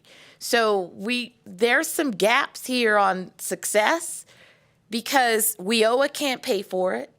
The Sandy grant couldn't pay for it. So what are we doing to try to help on the workforce side allow the people who are not going to go to a four-year institution? They're not. But they also are not the people who can afford $16,000 to get a certification. That's a problem. Madam Chair, for the record, Dale Urquiaga, yes, it is. And you're right. I can't disagree with anything you said, Senator. I think, and I think this about the system which I temporarily lead, and I think this about many other entities that operate in the workforce space. I always say we have an ecosystem, not a system. Our efforts are not terribly well coordinated, and that goes for us. So our certificates, as you have noted, are not growing perhaps at a pace where we see more and more folks choosing not to pursue an associate's or bachelor's degree. They're looking for something else. And so the board, I think rightly last year, changed its policy about how we gain advice at the community college level from workforce boards and institutional advisory boards. That's one lever we have. And we do use some of the Sandy grant money. We have used WIN money in the past. That too is piecemeal. What we don't have, and what I hope will come from this session's conversation about workforce and INSHE, is a more coordinated effort around workforce so that we are responsive to GoEd or Dieter's requests for certain job types. You and I worked together years ago about specific legislation in Las Vegas, I think, that ultimately created the WIN Fund to be responsive to a particular economic development proposal. That's the kind of work that I think we could do more of. I always say, give me a benchmark. Years ago, this body told INSHE loudly how many teachers it needed. The superintendent has again told me how many teachers she needs. This body 20 years ago told INSHE how many nurses we needed. And that was the genesis, as you well know, for Nevada State College. And so I would agree with you and ask for your help in helping us set those benchmarks and adding coherence to the system so that we do move faster and that we're hitting the right people. If we rely on self-supporting programs of the kind you mentioned, the price goes up very high and they're beyond reach. Thank you, Madam Chair. Thank you. Senator Titus. Thank you, Madam Chair, for the questions. Thank you, gentlemen, for being up here. I have never hid my association and proud association with UNR with my family for generations. So having said that, however, I have some concerns. You mentioned already, and it was addressed, I believe, by Assemblywoman Peters regarding the plateau in enrollment and actually what we're seeing, a decrease in enrollment. And a lot of the argument is cost of living, COVID. I would say probably some mandates that students didn't want to deal with. Do you see that ever going up, or are now, as students and people looking for graduate education, looking to more of an online permanent programs, and it's so accessible nationwide, or international programs, is UNR trying to capture some of that online availability? And that'd be my first question. For the record, Dale Urquiaga, and I'll generalize your comments away from just UNR, respecting your family's affiliation. I treat all of my institutions the same, ma'am. All of our institutions have increased their online presence, partly as a result of the pandemic and partly in response to customer demand. But I think you, like the previous speaker, are correct. Enrollment trends are moving in different directions, and it is causing this movement, maybe earthquake in higher education across the country. As I said, typically community college enrollment goes up in a period of economic downturn. We did not see that. Now, if the economy turns down, heaven help us all, in this next 12 months, we might see a return. But you also mentioned things like, besides online, global learning, and I would think about corporate learning. Major tech companies in this country provide their own certifications. They don't need ours. And so the system and our institutions are exploring partnerships with those corporations, how we might deliver for them. We have a program somewhat related with MGM Resorts, where we provide online training to some of their employees who are progressing in their own economic mobility. And so I guess what I would say is you too are correct. I'm a very agreeable witness today, Madam Chair. And we as a system need to think about, if enrollment stays here, what other lines of business ought we be in, and what value do we offer in order to compete in a world that looks very different in the post-secondary space. Great. And next question would be, I didn't hear anybody mention dual enrollment and any questions or any of your presentations. And one thing that I see in my rural communities is that that's a critical piece here for students to be duly enrolled through the systems, and I want to make sure that there's that continued partnership. And then I'm wondering about the cost of that and who bears most of that cost, because I've had different responses, and some schools sign up for it and some not sign up, and wondering where NSHE is with that. Thank you for the question. For the record, Dale Urquiaga, I apologize for not mentioning it. It is a growing line of business for us, and I would say it may be a strategy. Nationwide data tells me that it is, for addressing this issue of enrollment. Nevada is 49th in the nation, in some instances 50th in the nation, for high school matriculation to post-secondary education, meaning I graduated and I went somewhere for higher ed. We're almost dead last. And so dual enrollment or dual credit programs, authorized by this legislature, by the way, is one way to make that easier. I gain as a student credits. And so in the last 2 years, the system has standardized our pricing. The student pays the fee, and in most of those instances, I think our districts are paying that fee using equity dollars or some of the at-risk monies so that we get a broader base. And then the institutions each treat faculty compensation differently. And so we're looking at what that looks like. What are the credentials required for the teacher or faculty member delivering in that space, and what ought they be paid?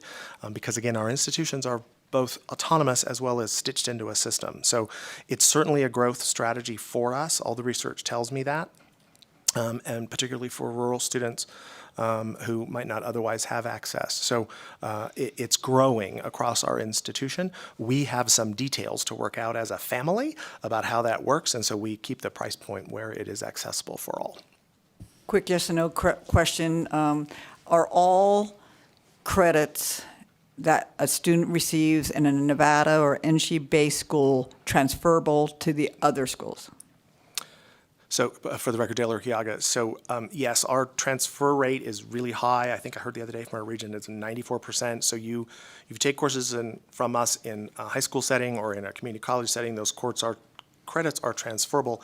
They might not apply to a degree. So this is where some of this comes. You'll hear a student say, I took a class and then I couldn't transfer it. Well, they took a class in X and they have a degree in Y. That's why that happens. The credits move across the system, but there are instances, I hear them, and I didn't understand it 6.5 months ago, that they're not always applicable to a degree. But our system, both for high school student courses and within our own system, the transferability has been a major initiative of the system for I think probably a decade. we definitely need to have better truth in advertising along that line. These students are taking these courses thinking that will be transferable to whatever degree they're looking at, only to find out they are not transferable. Yeah, they get the credit, but it's not transferable to what they had intended. Correct. Final question, if I might, Madam Chair. Back to a money question, since this is a money committee. I know that the University of Nevada, Reno, has tremendous lands in the farms, and recent issues of sale of that land has been concerned lots. And I'm just wondering, on a broad scale basis throughout this state, when the university sells land, where does that pot of money go? I'm smiling with the chair because I've been asked this question by a regent. For the record, Dale Urquiaga. So I'll give you the simple answer that I can understand. And all real estate is held by the Board of Regents within the system. It's probably hundreds of buildings or parcels. Those buildings and parcels are assigned to an institution. So you've used UNR as an example. I'll use UNR as an example. UNR holds authority over, if you will, certain pieces of land. The board has required through policy that every institution have a master plan for its real estate development, so that if the university chooses to sell parcel A, they would then reinvest those monies. First, they would pay off the debt if there is any. They would reinvest those monies in their master plan. Now, the board has ultimate authority over that master plan and could say, no, we don't think you should use the money from parcel A for project X. We think you should use that money elsewhere. But it is again, it's part of our loose, tight system. Our institutions are autonomously assigned these parcels or buildings. They use them for their own real estate master plan, but they are all held by the board. And so in that way, if the board chooses to make different allocation, it could. Thank you for all that. I now have more questions than answers, but thank you, Madam Chair, for the questions. I specialize in that, Senator, as you know. Madam Chair, I think my chair did you wish to add something with respect? Madam Chair, if you don't mind, I just wanted to add something to what the Senator had spoke about. And I think it's really important that we understand overall, particularly in the state of Nevada. Just go ahead and state your name again for the I record. apologize, Thank Madam you. Chair. Again, for the record, my name is Byron Brooks. I think it's really important that we understand that the higher education landscape is absolutely changing. And that's part of what we're contending with when we take a look at where are our enrollment numbers and what can we use as a pipeline like dual credit to be able to induce the amount of students that we have at our institutions. There are certainly a lot of things that have taken place over the course of the last few years, and you lightly alluded to some things that were taking place. Some of it may be health and safety ideology, and others may be where students and parents these days are a lot more savvy. And when they're taking a look at an institution, I would offer that they're taking a look at it from almost a business perspective of what's the ROI of me as a parent placing my student at this institution, and what's the type of education I can expect for my child to receive, and then what does that look like in terms of economic standings? Where then is, if I'm a parent, where is my child going to go to ensure that the cost of this education has been worthwhile based on the employment that they're going to receive? And so it's almost like there are many spokes of this wheel when we take a look at some of the things that are happening with higher education. And it's It's the board's intent, particularly when we talk about real estate and holdings and where monies are moving. It's the board's intent to listen and pay very close attention to what the presidents and business officers are of these institutions in terms of what they may bring up as their challenges. And again, ensuring that we're not working with antiquated policy that disrupts the availability for them to have success, whether it be student-driven success, student experience success, or campus growth success. And we are now beginning to dive into what that looks like, and I'm hoping that at the end of a 12-month cycle, if you will, that we'll have some very definitive solutions that should be implemented to make sure that things are moving in the direction that they have to move so that we move further away from what I would consider to be an enrollment cliff. Thank you. I appreciate the time. Thank you. Our last question, Senator Nguyen. Oh, Thank there you. will be one more after you. I was looking at the budget restoration slide, and I noticed that UNLV's restoration is about half of that of UNR. And I was just thinking UNLV is by far the best. I meant the largest institution by student population. But I was wondering what the basis was for that distribution amongst the institutions for that restoration. And are these restoration of cuts, do they reflect exactly how they were cut during that special session? Madam Chair, for the record, Chief Financial Officer Andrew Klinger, to your question, Senator. And I was going through my slides this morning and I was looking at that and I predicted that would be a question, actually. So the reason that you see the differences in the restorations is based on how the institutions took their cuts 2 years ago. So if institutions took, which this is the case with UNLV, if they took their cuts more in eliminating positions, which is what UNLV did, they were reimbursed through the ARPA funds. And so that funding was already given back to them through the ARPA funds and is in their base budget.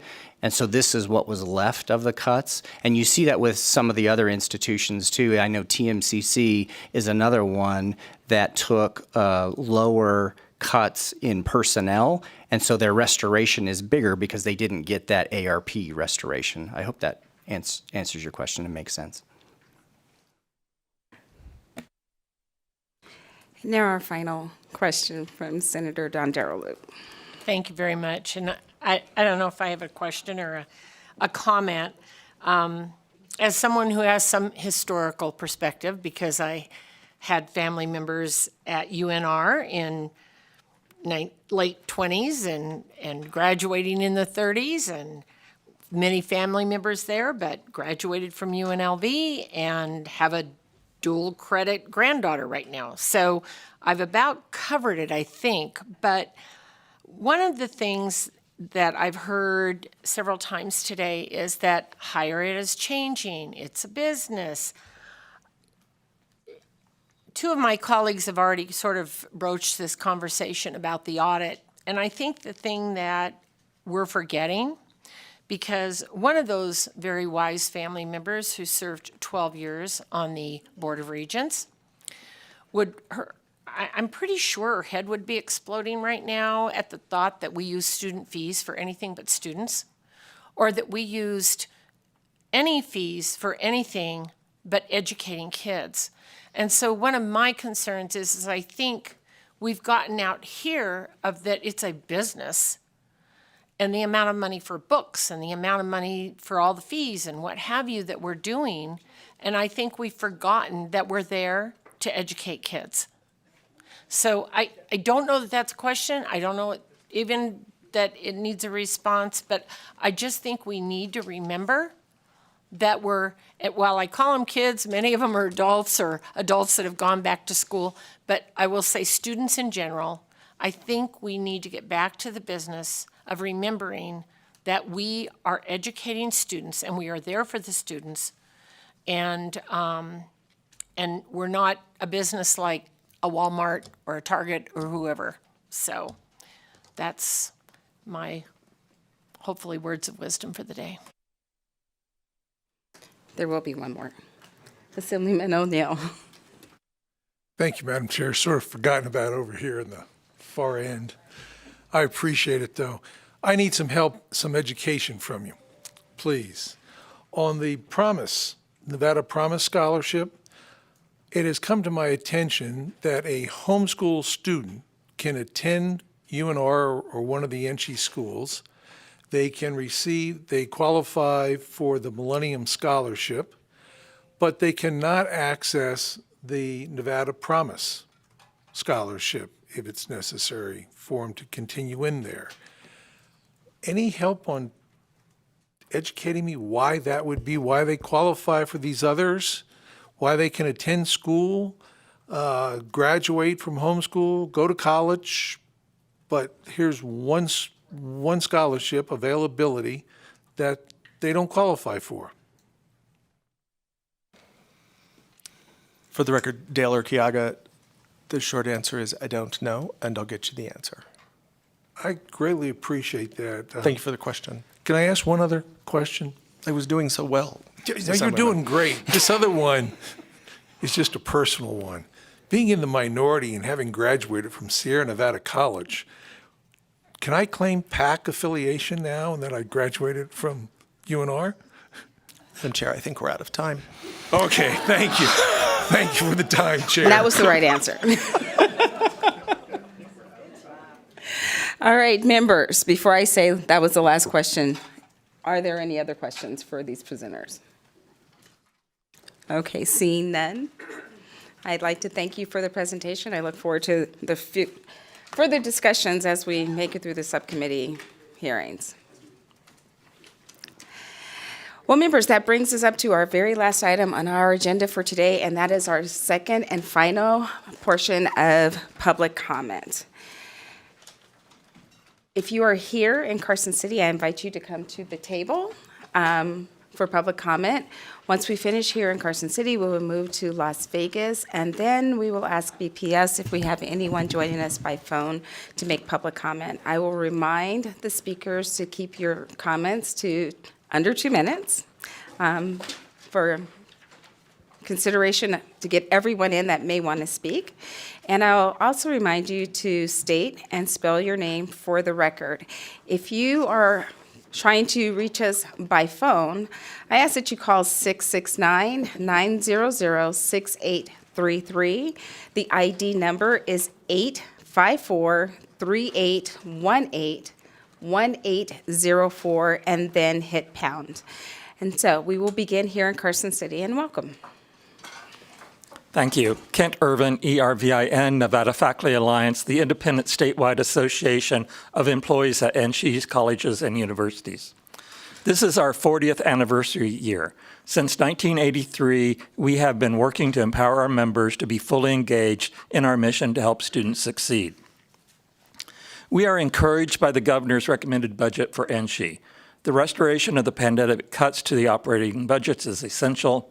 The boost to graduate assistant stipends is essential for their progress toward degrees. The other enhancements are very important. NFA strongly supports full funding of the governor's budget for NSHE to provide the workforce pipeline for Nevada, including career and technical education, and also professional teachers, nurses, engineers, scientists, doctors, dentists, lawyers, accountants, managers, public health and hospitality workers, policymakers, future faculty, and so on. But GovRec does not fix the long-term sustainability of higher education for Nevada students. The funding per weighted student credit hour in the report just presented is 6% lower than in FY 2020 after adjusting for inflation. That degradation of credit hour funding puts pressure on NSHE to raise students' fees which no one wants. Therefore, we also support the study of the funding formula to provide for sustainability in higher education for the common good. State employment is in crisis with unprecedented vacancy rate. At NSHE, we can't keep faculty and staff. The overall turnover rate is 14% per year. The woefully inadequate compensation for state employees, including NSHE faculty and professional staff, must be addressed.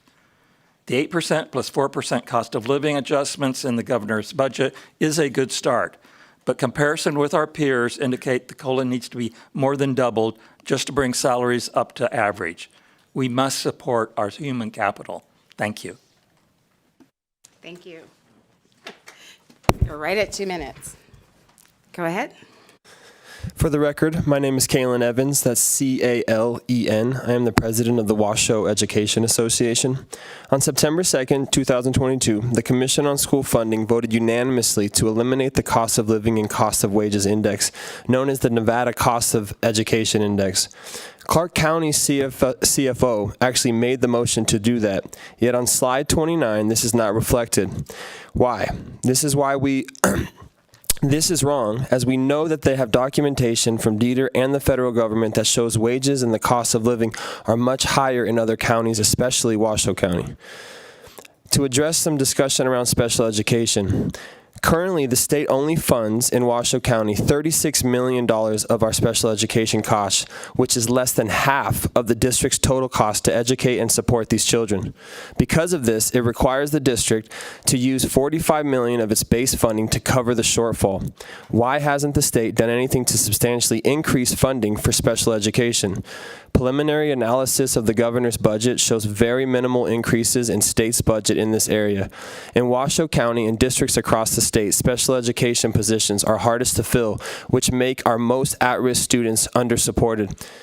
We applaud that the state is fully funding at-risk GT and ESL students, but the lack of increased state funding to special education is very clear, and you can see that on the proposed budget for account 101-2619.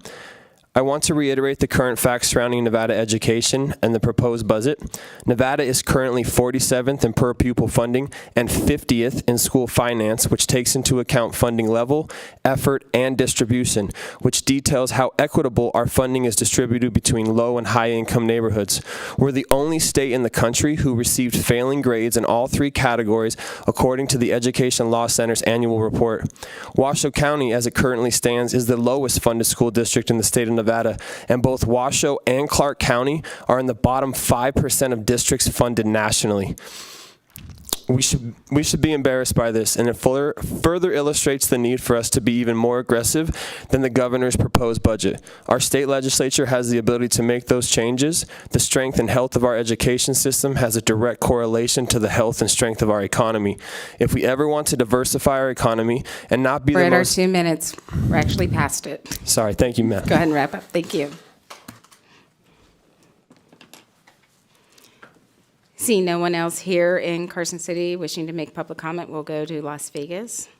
I don't know if there's anyone hiding behind that pole down there, but I doubt it at this hour on a Friday evening. So BPS, I will ask you, do we have anyone joining us on the phone line wishing to make public comment?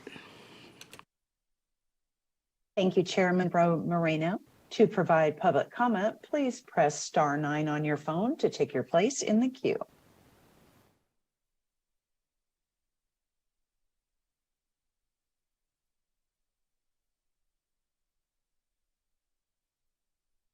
Hello, this is the young gentleman from Las Vegas calling, John Carlo.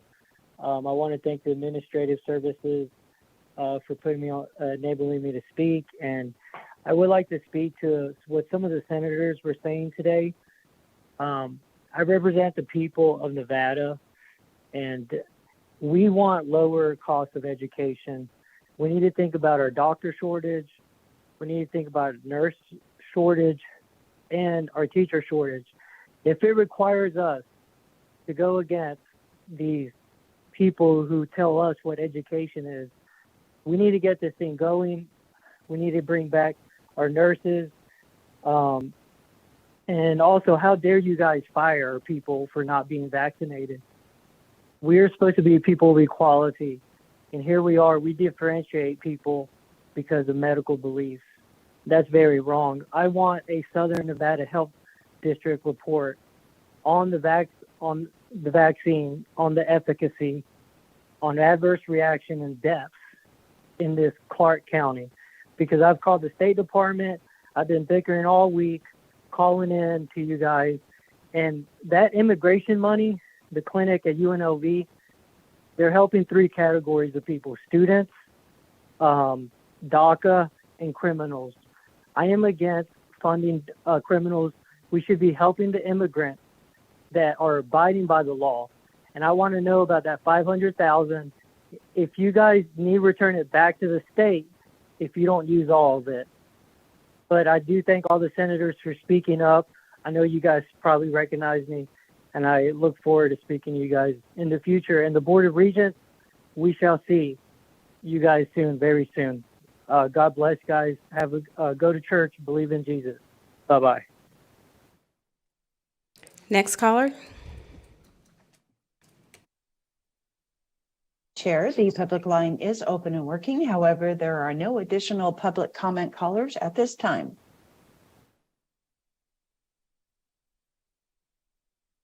Thank you. So members, with that, that brings us to the end of our agenda, and we will be meeting again on Tuesday, January 31st at 8:30 right here in this lovely room for our budget hearing presentations. We'll have presentations from the Department of Tourism, the Department of Business and Industry, and the Office of the Military. So enjoy your weekends, and I'll see you at 8:30 a.m. bright and early back here. This meeting is adjourned.